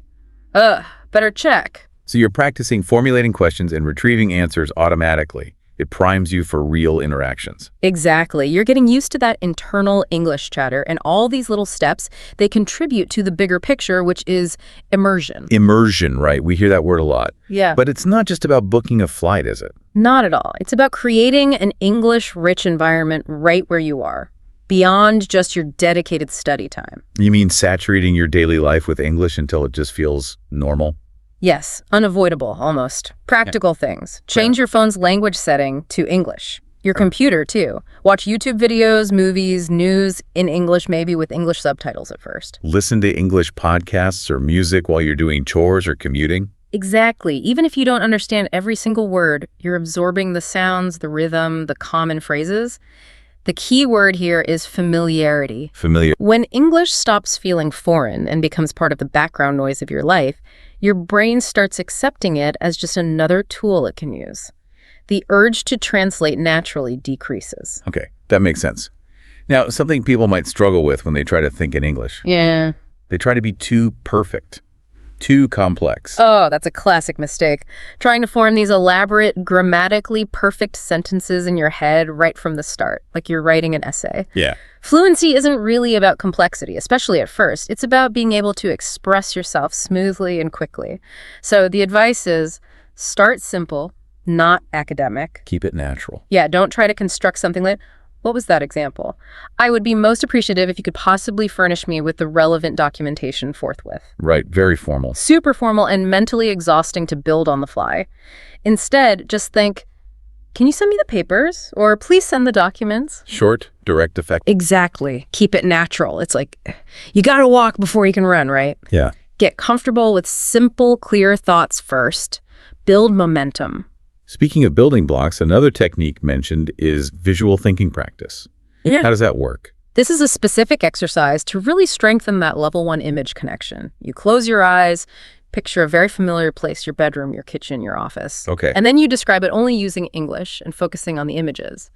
There's a bed, the blanket is green, there's a window on the left, my desk is near the window, my laptop is on the desk. Simple sentences linked to the visual. So you're cutting out all other input, like reading or listening, and forcing that direct visual to English link. No native language middleman allowed. Precisely. It really hammers home those basic nouns and prepositions tied to physical space. Super powerful for making those words instantly available later. Okay, these are great foundational practices, but then the sources push it a step further, right, with the no translation challenge. Sounds intense. It is a bit intense, but incredibly effective for breaking the habit. The idea is, pick a specific time block each day, maybe start with 30 minutes, build up to an hour. Okay. And for that entire time block, for say 3 days in a row, you commit to only thinking in English. All internal monologue, all processing happens in English, no exceptions. Wow. Okay. But what happens if you get stuck? You can't think of a word. That's usually when the panic translation kicks in. Right, and that's the crucial rule of the challenge. If you forget an English word, you are not allowed to switch back to your native language to find it. Not allowed at all. So what do? You have to describe the word or concept using other English words you do know. You talk your way around it. So if I'm thinking about making breakfast and I blank on the word toaster. You can't just think the native word. You have to think something like, that machine. You put bread in it, it gets hot and makes the bread brown and crispy. Okay, describe it. Circumlocution. Exactly. That moment when you successfully find a way to express the idea without resorting to translation, it's a massive psychological win. I can imagine. It proves to your brain, hey, I can survive in English even when I don't know every single word. I have strategies. That builds incredible confidence and reduces the fear of getting stuck in real conversations. Because you know you can find another way. That makes sense. Mm-hmm. And to make sure you have those other ways ready, there's the idea of rehearsal. Yes, conversations in your head. Mental rehearsal. This is about preparing for common, predictable situations. Like before you go into a Shots or meet someone for coffee. Exactly. Think about likely interactions. Ordering coffee. What will the barista ask? What can I get for you? How will I answer? A large latte, please. What else might they say? Anything else? How much will it be? Mentally run through these mini dialogues. You're preloading the phrases. You are. You're making the unfamiliar familiar. When the real situation happens, your brain isn't scrambling to invent the language from scratch. It's retrieving something it's already practiced. It makes the actual interaction feel much smoother, less stressful. Okay, this is all very practical, very technique-focused. But there's one more layer, isn't there? Something deeper. Yes, connecting it all to emotion, the mindset shift.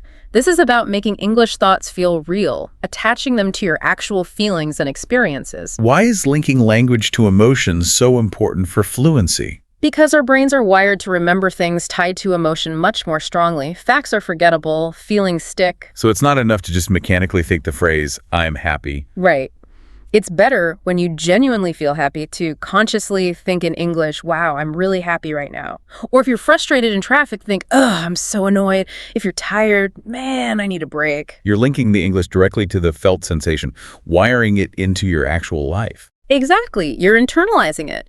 It stops being an academic exercise and becomes part of how you experience and process your own reality. And that's really the final stage, isn't it? When you move from actively learning English to just living in English. That's the goal. When English is integrated with your thoughts, your actions, your emotions, the need for that native language intermediary just fades away naturally. You've stopped hesitating because English is the operating system. Okay, so let's recap the core idea here. Real natural fluency isn't about becoming a faster translator. It's about fundamentally changing how your mind works with the language. It's about building those direct connections, word to image, word to action, word to feeling, bypassing the translation step altogether. It involves being willing to, feel a bit silly, narrating your life at first, and pushing through the discomfort of something like the no translation challenge. Definitely. It takes practice and commitment, but the payoff is huge, transforming English into the natural language of your thoughts. Which leads to a really interesting final thought from the sources, a kind of benchmark for when you know you've truly arrived. Yeah, it's not just when you stop translating or hesitating, it's maybe not even when you feel fully comfortable. The real sign, they suggest, Is when? is when you start having dreams entirely in English. Full, coherent dreams. And maybe, just maybe, you even catch yourself having an argument with yourself completely in English inside your own head. Dreaming and arguing in English. Okay, that's definitely a goal to aim for. That's when you know it's truly become part of you. That's the sign the language is really yours. A fantastic thought to end on. Thank you for unpacking all of that. And thank you for joining us for this deep dive. We'll catch you next time.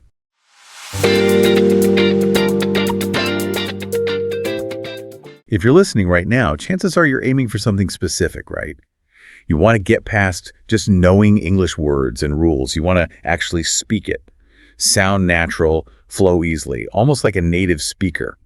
Confident, clear, spontaneous. Exactly. And looking through the sources you sent over, they all really point strongly to one particular method, something that speeds up fluency like almost nothing else. It's called the shadowing technique.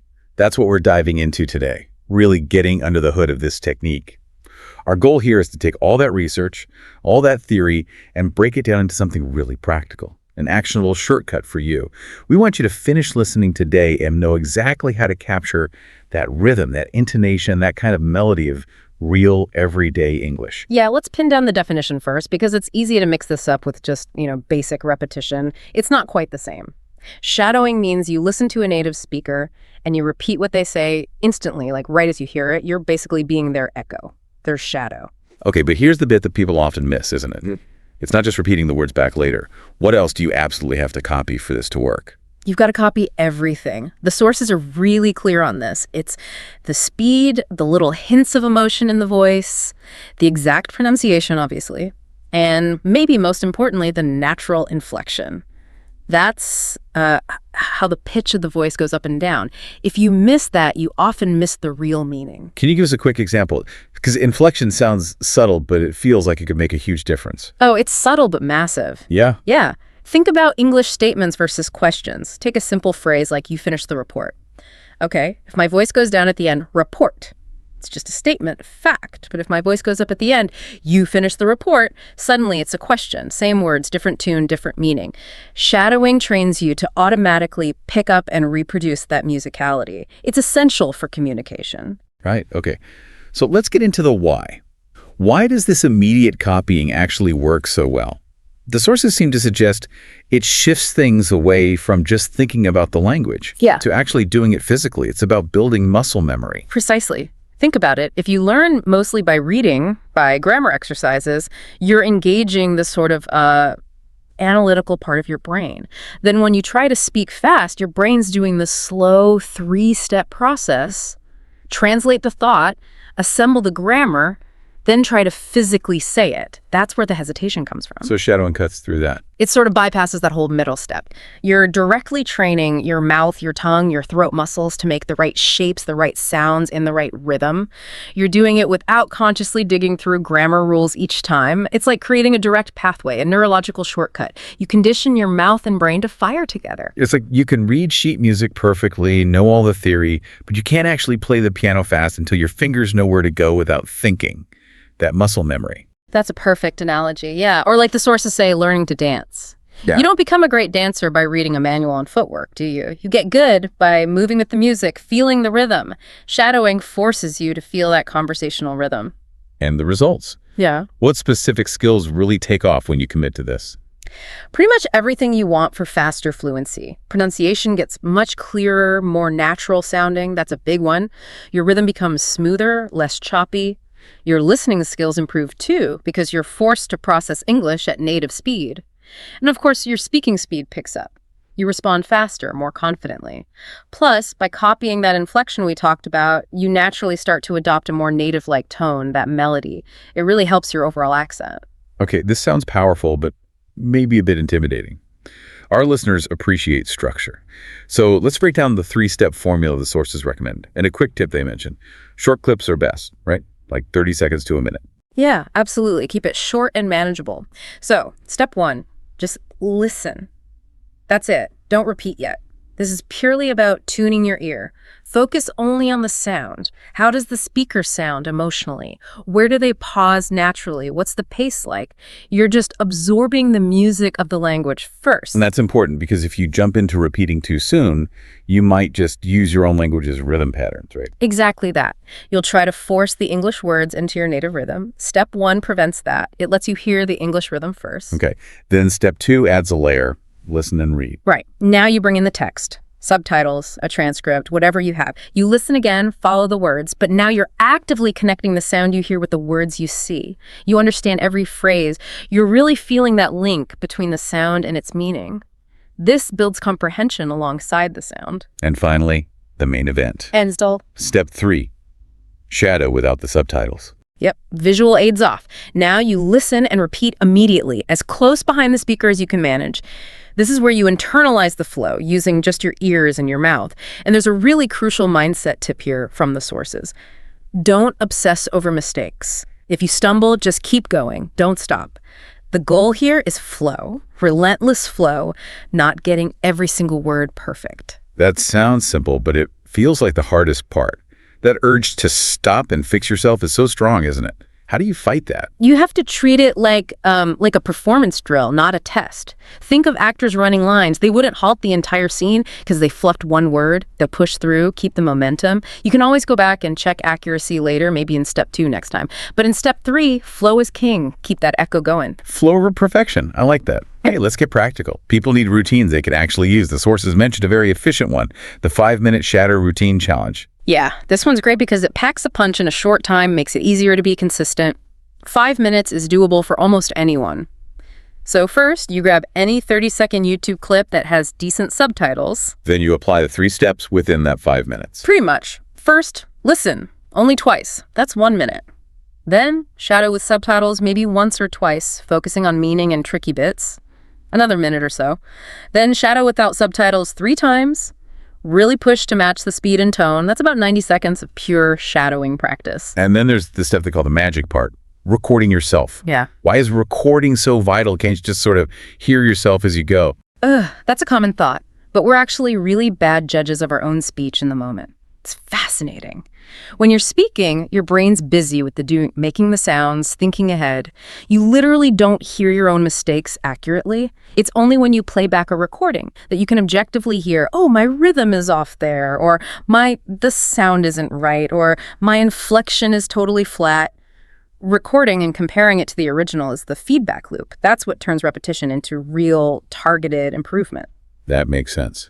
And that leads us nicely into what you called the secret sauce earlier for sounding truly native. It's not just clear words, but smooth speed, connected speech. Yes, this is where the real naturalness comes in. Native speakers are, well, efficient, maybe a bit lazy, you could say. We don't pronounce every single word perfectly and separately. That sounds robotic.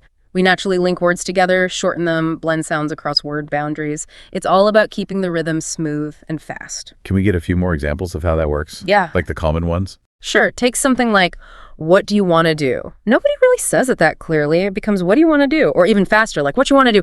I'm going to eat. It becomes, I'm going to eat. Oh, give me that. Often sounds like, give me that. Shadowing real natural speech forces your mouth to learn these shortcuts automatically. You start linking sounds like the TM want blending into the tick and to wanna. You pick it up without even analyzing it. So shadowing trains your mouth to be efficient, not just technically correct. Yeah. It's the leap from sounding like a textbook to sounding like a person. Exactly right. This really does sound like a workout. A fluency gym, maybe? So what kind of time commitment are we talking about for different levels? Yeah, consistency is way more important than intensity here. You don't want to burn out. If you're more of a beginner, maybe 5 to 10 minutes a day is plenty. Stick to simpler stuff like dialogues, maybe kids' stories, intermediate. Aim for maybe 15, 20 minutes. You can use things like podcasts on general topics, news segments, more variety in speech. And if you're advanced, push it. 30 minutes or more. Try shadowing faster conversations, interviews, maybe even dramatic scenes from movies for that emotional range. Right. Speaking of emotions, there's another layer to this, isn't there? An advanced tip about mirroring feelings, not just sounds. Yes, this is really stepping up the communication power. Don't just be a voice recorder. Be an emotional mirror. If the speaker you're shadowing sounds excited, you should sound excited. If they sound serious or sad, match that feeling in your voice. This teaches you the correct intonation patterns for expressing those emotions naturally in English. It makes your speech much more impactful and understandable. Okay, but what about feeling shy? Practicing out loud can be awkward, especially if you're, say, on the bus or in an open office. The sources had a clever idea for this: ninja shadowing. Yeah, ninja shadowing. It's brilliant for building the habit discreetly. Your brain actually cares more about the repetition of the motor pattern than the volume. So you can practice almost silently. Just whisper the sentences you hear, or even just mouth them without making a sound. Do it while walking, doing chores, waiting in line. You're still activating those neural pathways, reinforcing the patterns. It's like covert training. Keeping it fresh is key too, to avoid boredom-killing consistency. What about varying the material, like a weekly plan? Definitely diversify. Maybe Monday, you shadow a scene from a movie you like, great for natural dialogue. Wednesday, maybe pick a challenging quote from a fast-talking podcast host to work on speed and connected speech. Friday, try shadowing song lyrics, fantastic for rhythm and stress patterns.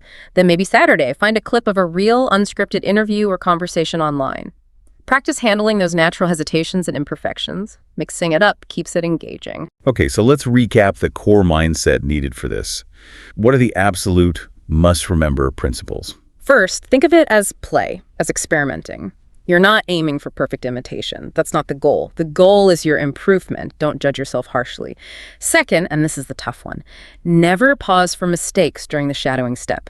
Fluency lives in the flow. Every time you stop, you're reinforcing that hesitation you want to break. Keep that echo going, even if it's messy. The flow is everything. Which brings us right back around. We've got this clear fluency loop now. Listen, shadow, record, compare, repeat. That's the cycle. And maybe the single most powerful takeaway, the core truth from all this material. Fluency isn't really taught in a classroom. It's trained like a skill. Exactly. Shadowing is your personal training ground. Intense? Maybe, but effective. And here's a final thought for you to take away. Don't just box this into practice time. Try weaving many shadowing moments into your day. Quietly echo a phrase from Netflix. Match the rhythm of a podcast host for 10 seconds. Copy how a friend expresses something. Do it consistently, even just these tiny bits, and honestly, you'll probably start sounding more fluent before you even consciously realize the training is working.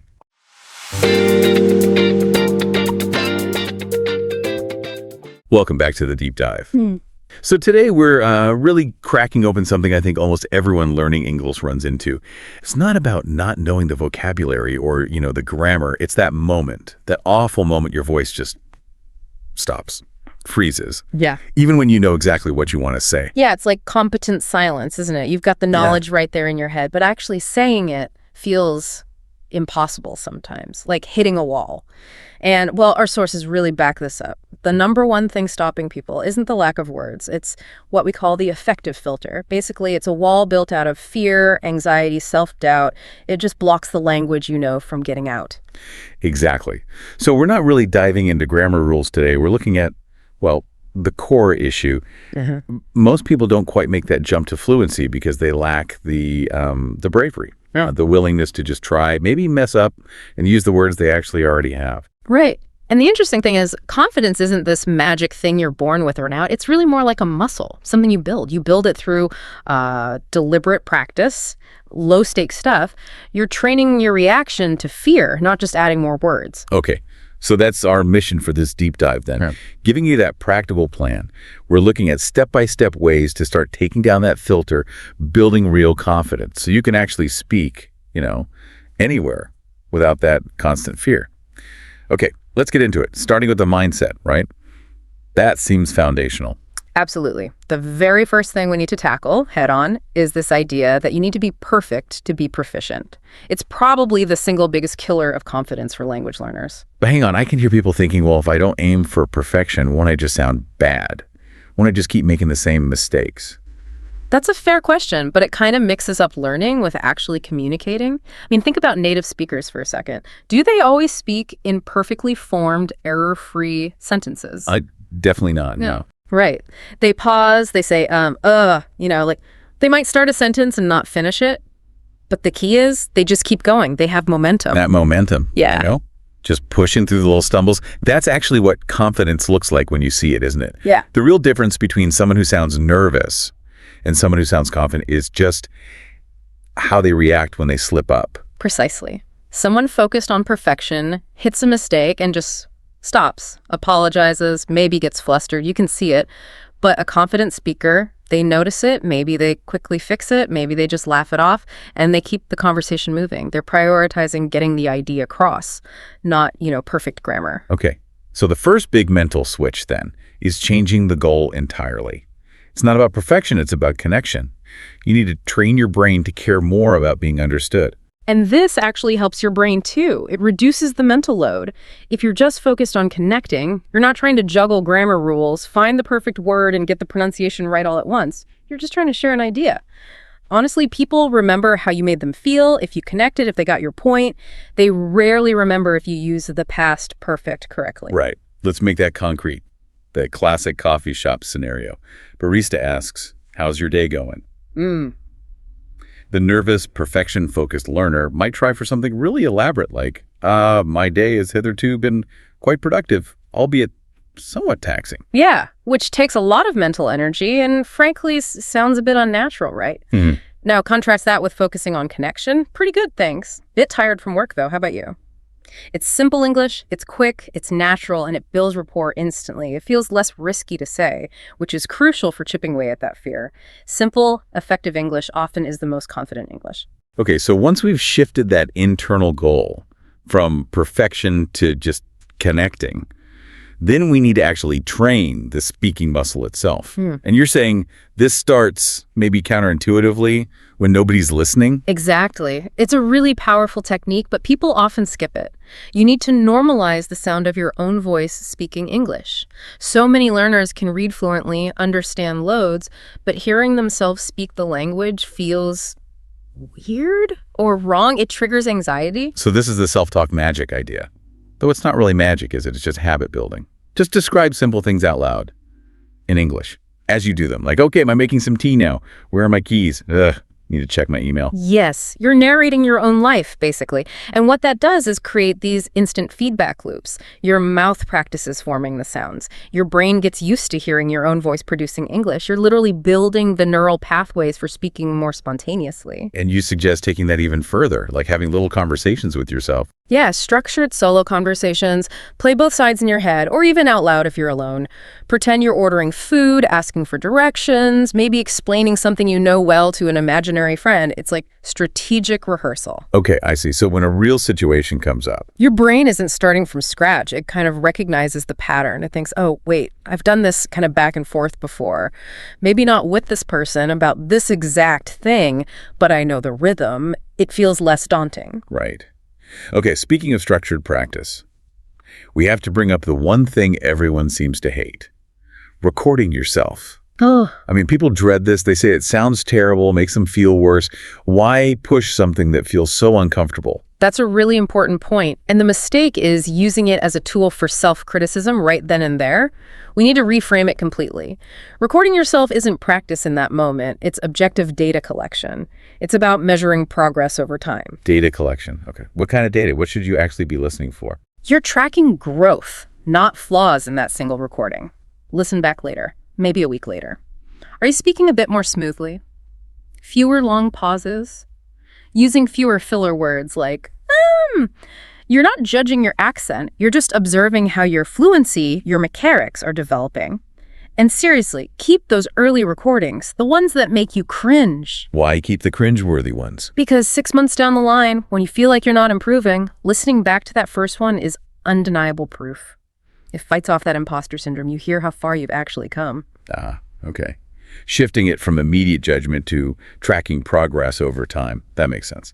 Okay, let's pivot then. Let's talk about neutralizing that huge barrier. The fear of what other people think, the fear of judgment. Right. And the counter-narrative here is vital. You're likely experiencing the spotlight effect. We vastly overestimate how much other people are noticing us, especially our flaws. Honestly, nobody is judging your English nearly as harshly as you are judging yourself. And even if they are, who are these judges, usually? Yeah. Our sources suggest that most native speakers are actually impressed when someone speaks a second language. They know it's hard. Exactly. And think about it. If someone is overly critical about your accent or a grammar slip, chances are they only speak one language themselves. They often lack the perspective, the empathy to understand the massive cognitive effort you're putting in. So why would you give their uninformed opinion the power to control your confidence? That's a really good point. It often comes down to the accent too, doesn't it? People worry it makes them sound less intelligent or something. Yes, and that touches on linguistic identity. Your accent isn't a flaw. It's part of who you are, where you come from. It tells your story. The goal isn't to erase your accent and sound like some generic native speaker. It's clarity. It's effective communication. It's confidence. Confidence comes from owning your voice, accent and all, knowing it's clear and valid. Okay. Mindset recalibrated. Private practice strategies in place. Now, how do we build this out in a structured way? You mentioned the confidence circle. Yeah, this isn't just a nice name. It actually mirrors how exposure therapy works. Small, controlled interactions, followed by immediate reflection. It's 3 simple steps. Step 1. Speak. Just commit. Say the sentence, make the comment, ask the question, even if it's short. Step 2, reflect. Right after, take like 30 seconds. What went okay? Did I connect? What's one thing I could tweak next time? Just one. And step 3, repeat. Try again soon. Use that little piece of feedback. Aim to do it slightly better based on your reflection. And this is how confidence really starts to snowball, because every mistake stops being a failure. It becomes data, actionable feedback. That mental switch from, oh no, I failed, to, okay, noted, adjust for next time. That's the engine of resilience. Okay, for a more immersive challenge, what if this one English day challenge? Yeah, this one's great. Pick one day a week, just one, and commit. Only English. Even thinking to yourself, talking to yourself, obviously any interactions you have, no switching back. That sounds intense. What's the benefit? Cognitive endurance. By blocking the escape route to your native language, you force your brain to use English for everything. Simple tasks, complex thoughts, problem solving. It really builds mental stamina for using the language under pressure. And for a daily quick hit, the confidence mirror drill. Tell us about that. Okay, every morning, look in the mirror, speak English for just 1 minute about your day, your goals, anything. Just talk to the mirror for a minute. Yes, but here's the crucial bit. You have to consciously smile while you're doing it. Smile. Why smile? Just to feel happier. It's actually physiological. Smiling sends signals to your brain through facial feedback and the vagus nerve that you're safe and calm. You're basically tricking your brain into associating speaking English with a positive, relaxed state. You're actively counter-conditioning the fear response. And hey, if you record that 1 minute daily, you'll literally see your confidence grow in your posture and expression over weeks. It really comes back to consistency, doesn't it? Confidence isn't one big breakthrough. It's built layer by layer. Celebrating the small wins seems key. Absolutely crucial. Did you manage to order that complicated coffee exactly right? Win. Celebrate it mentally. Did you introduce yourself clearly at a meeting? Progress. Acknowledge it. Understood a joke in English? Fantastic. Confidence is learned behavior built by stacking up these small, successful moments. And it reminds me of that story you told about Carlos, the student who was so shy. Oh, Carlos. Yeah, technically brilliant English on paper, but terrified of speaking, always saying, my English not good. All right. And then what happened? We were just chatting informally, and someone asked him about his favorite movie, some really complex sci-fi film, and Carlos just launched into it, started slow, then got passionate explaining the plot, the themes. He spoke fluently, animatedly for like 5 minutes straight, barely paused, corrected himself maybe once. Wow, and he didn't even realize it until after. Exactly. He finished, kind of breathless, and looked shocked at himself, and I just pointed out, Carlos, you were so focused on sharing something you love, you just forgot to be scared. That's the flow state we're aiming for, where the message overrides the fear. So for listeners who are still nervous about, say, talking to native speakers right away, start smaller, safer spaces. Definitely. Join online groups about your hobbies, photography, gaming, cooking, whatever, not necessarily English practice groups. Then just leave short, relevant comments on YouTube videos. Great tip, thanks. Or on a forum. I agree with that point about X. It's real communication, but low pressure. And language exchange platforms. Good idea. Excellent idea. Find someone who wants to learn your language. You teach them for 30 minutes. They teach you English for 30 minutes. The pressure's off because you're both learners. It's a win-win, structured interaction. So bringing it all together, confidence isn't something you wait for. It's something you build by doing. It really boils down to trusting yourself. Trusting that you can express what you need to right now with the English you already have. It's not about sounding like someone else. It's about sounding like you, just in English. That feels like the core message. Confidence isn't the ticket you need before you start speaking. It's the reward you get from speaking, consistently and reflectively. Exactly. And maybe here's a final thought for everyone listening. The moment you stop chasing that impossible goal of perfect English and instead focus on just being understood, on being authentically you, that's when your English comes alive. It gets real, human, interesting, and one day you'll just realize you're not scared anymore. You're actually enjoying it. You're speaking with joy.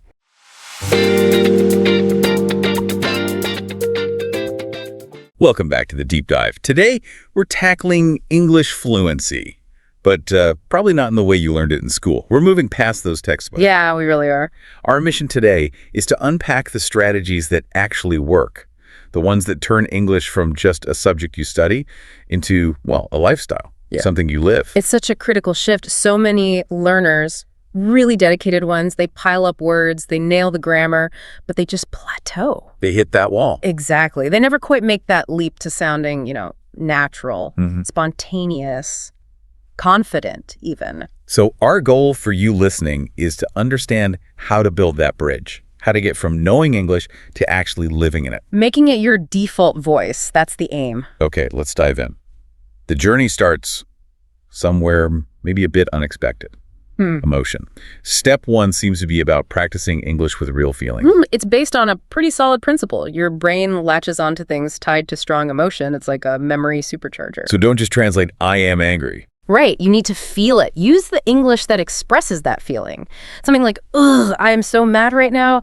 Feel the energy of it. Or if you're excited, not just, that is good. No way. More like, wow, that's amazing. I can't believe it. You've got to match the feeling with the sound, the rhythm of the English expression. Okay, but hang on. Are you saying people should literally start acting out their feelings in English? I'm picturing someone yelling dramatically in their car about traffic. Good question. No, it's not about being overly dramatic or fake. It's more about engaging your body and voice, not just your analytical brain. So like method acting, but for language. Sort of, yeah. You're momentarily embodying the feeling in English. A great way to practice this actually is pausing a movie. Oh. Yeah, find a scene with clear emotion, joy, frustration, whatever. Pause it, and then try to copy the actor. Not just the words, but their energy, their tone, their vocal rhythm. Ah, okay. So you're connecting the feeling directly to the English sounds, bypassing that step where you think it in your native language first. Precisely. You're building direct neural pathways. Which leads very neatly into the next step, right?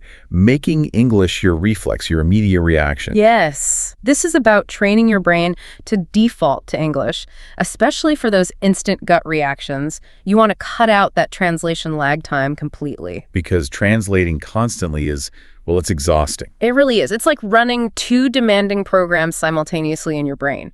Input, translate, output. It splits your focus. But if it's reflex? And it's automatic. It frees up all that mental energy so you can focus on the real stuff, tone, nuance, humor, connection.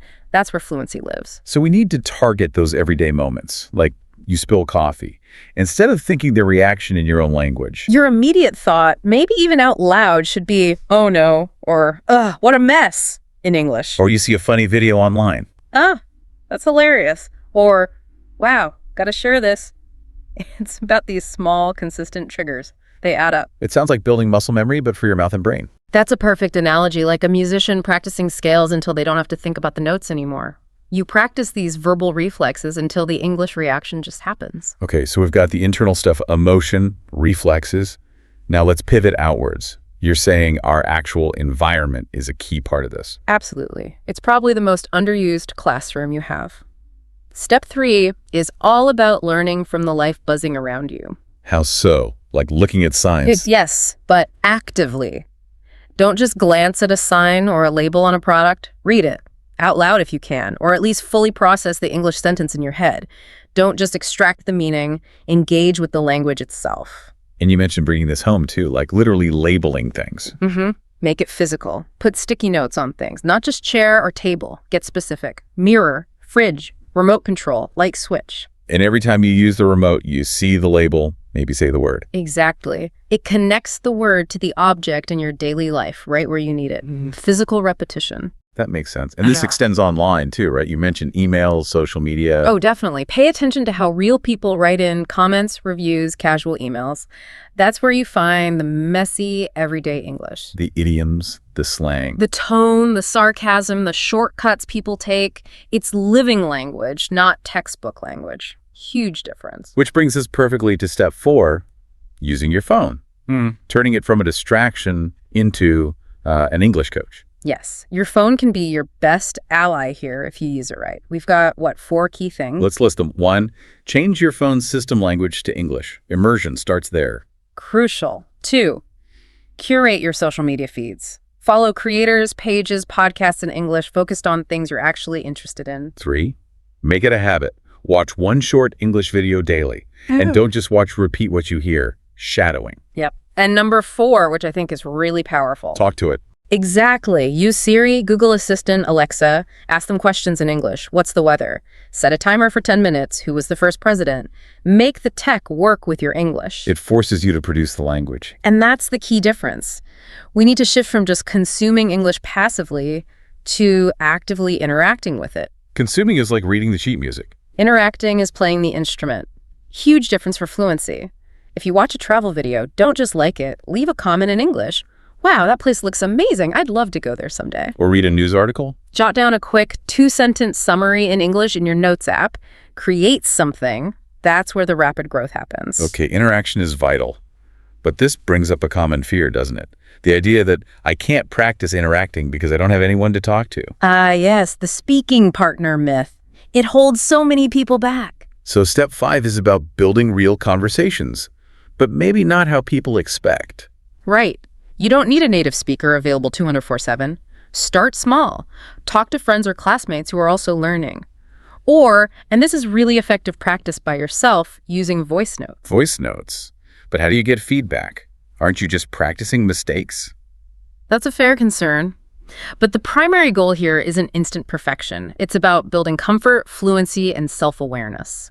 How does it work, practically? Okay, pick a simple topic each day. What you did yesterday, your opinion on a movie, your plans for the weekend. Record yourself talking about it for, say, 2 minutes. Just talk. And then the hard part, listen back. Yep, listen back. But you're not just hunting for grammar errors. Listen for your flow, your intonation, where you hesitate. Notice your patterns. Then, next time, try to smooth out those rough spots. You become your own coach. So it's about self-correction and just getting used to the sound of your own voice speaking English. Exactly. And it also helps you practice varying your language. Don't just say, I went to the market every time. Right, mix it up. Yeah. Challenge yourself. Yesterday, I popped over to the market. Or I stopped by the store to grab a few things. Train your brain that there are many ways to say the same thing. Flexibility is key. This idea of short, flexible phrases seems like a good lead-in to step 7. Mastering small talk. You're saying this isn't just filler. Absolutely not. Small talk is foundational. It's the gateway to deeper conversation.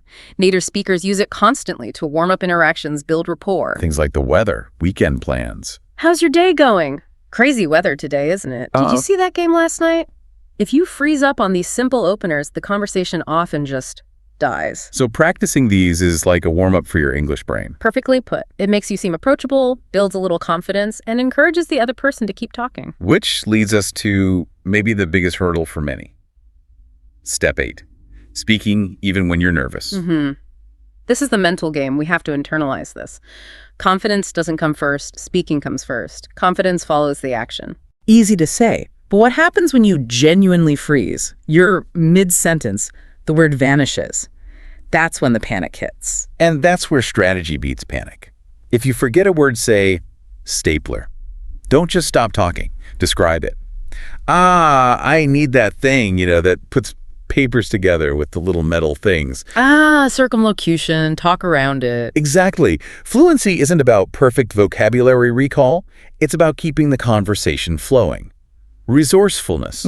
If you make a grammar mistake, okay, notice it, maybe quickly correct it if you can, smile, and keep going. So confidence comes from the courage to continue, not from never making mistakes. Precisely. It's built by proving to yourself that you can handle those awkward moments. Okay, let's tie this all together now with the idea of the fluency environment. Step 6, surrounding yourself with English. Yes, because fluency isn't really built in scheduled lessons. It's absorbed from the environment. English needs to become the background soundtrack to your life. So, practical examples. Listen to English music while you cook.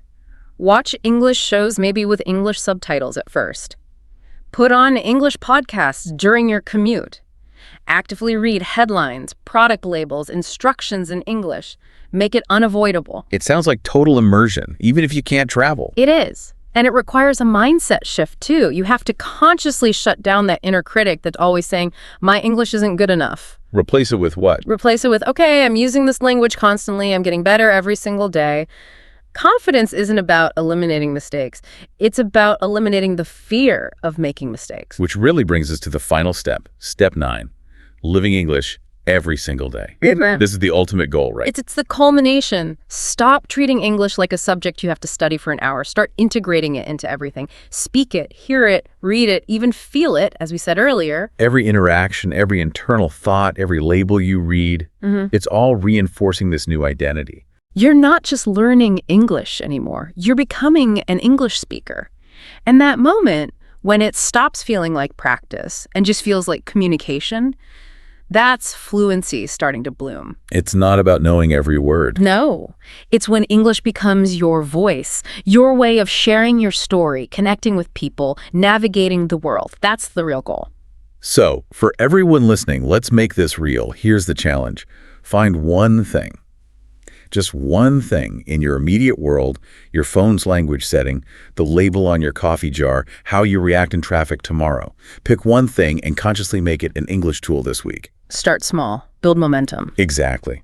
Because trust us, if you stick with this approach, one day you'll look back and realize you're not studying anymore. You're just living in English. Keep going. You've got this. Thanks for diving deep with us today. We'll catch you on the next one. If you've made it this far, it means you're serious about transforming your English. And that's exactly the mindset that leads to fluency.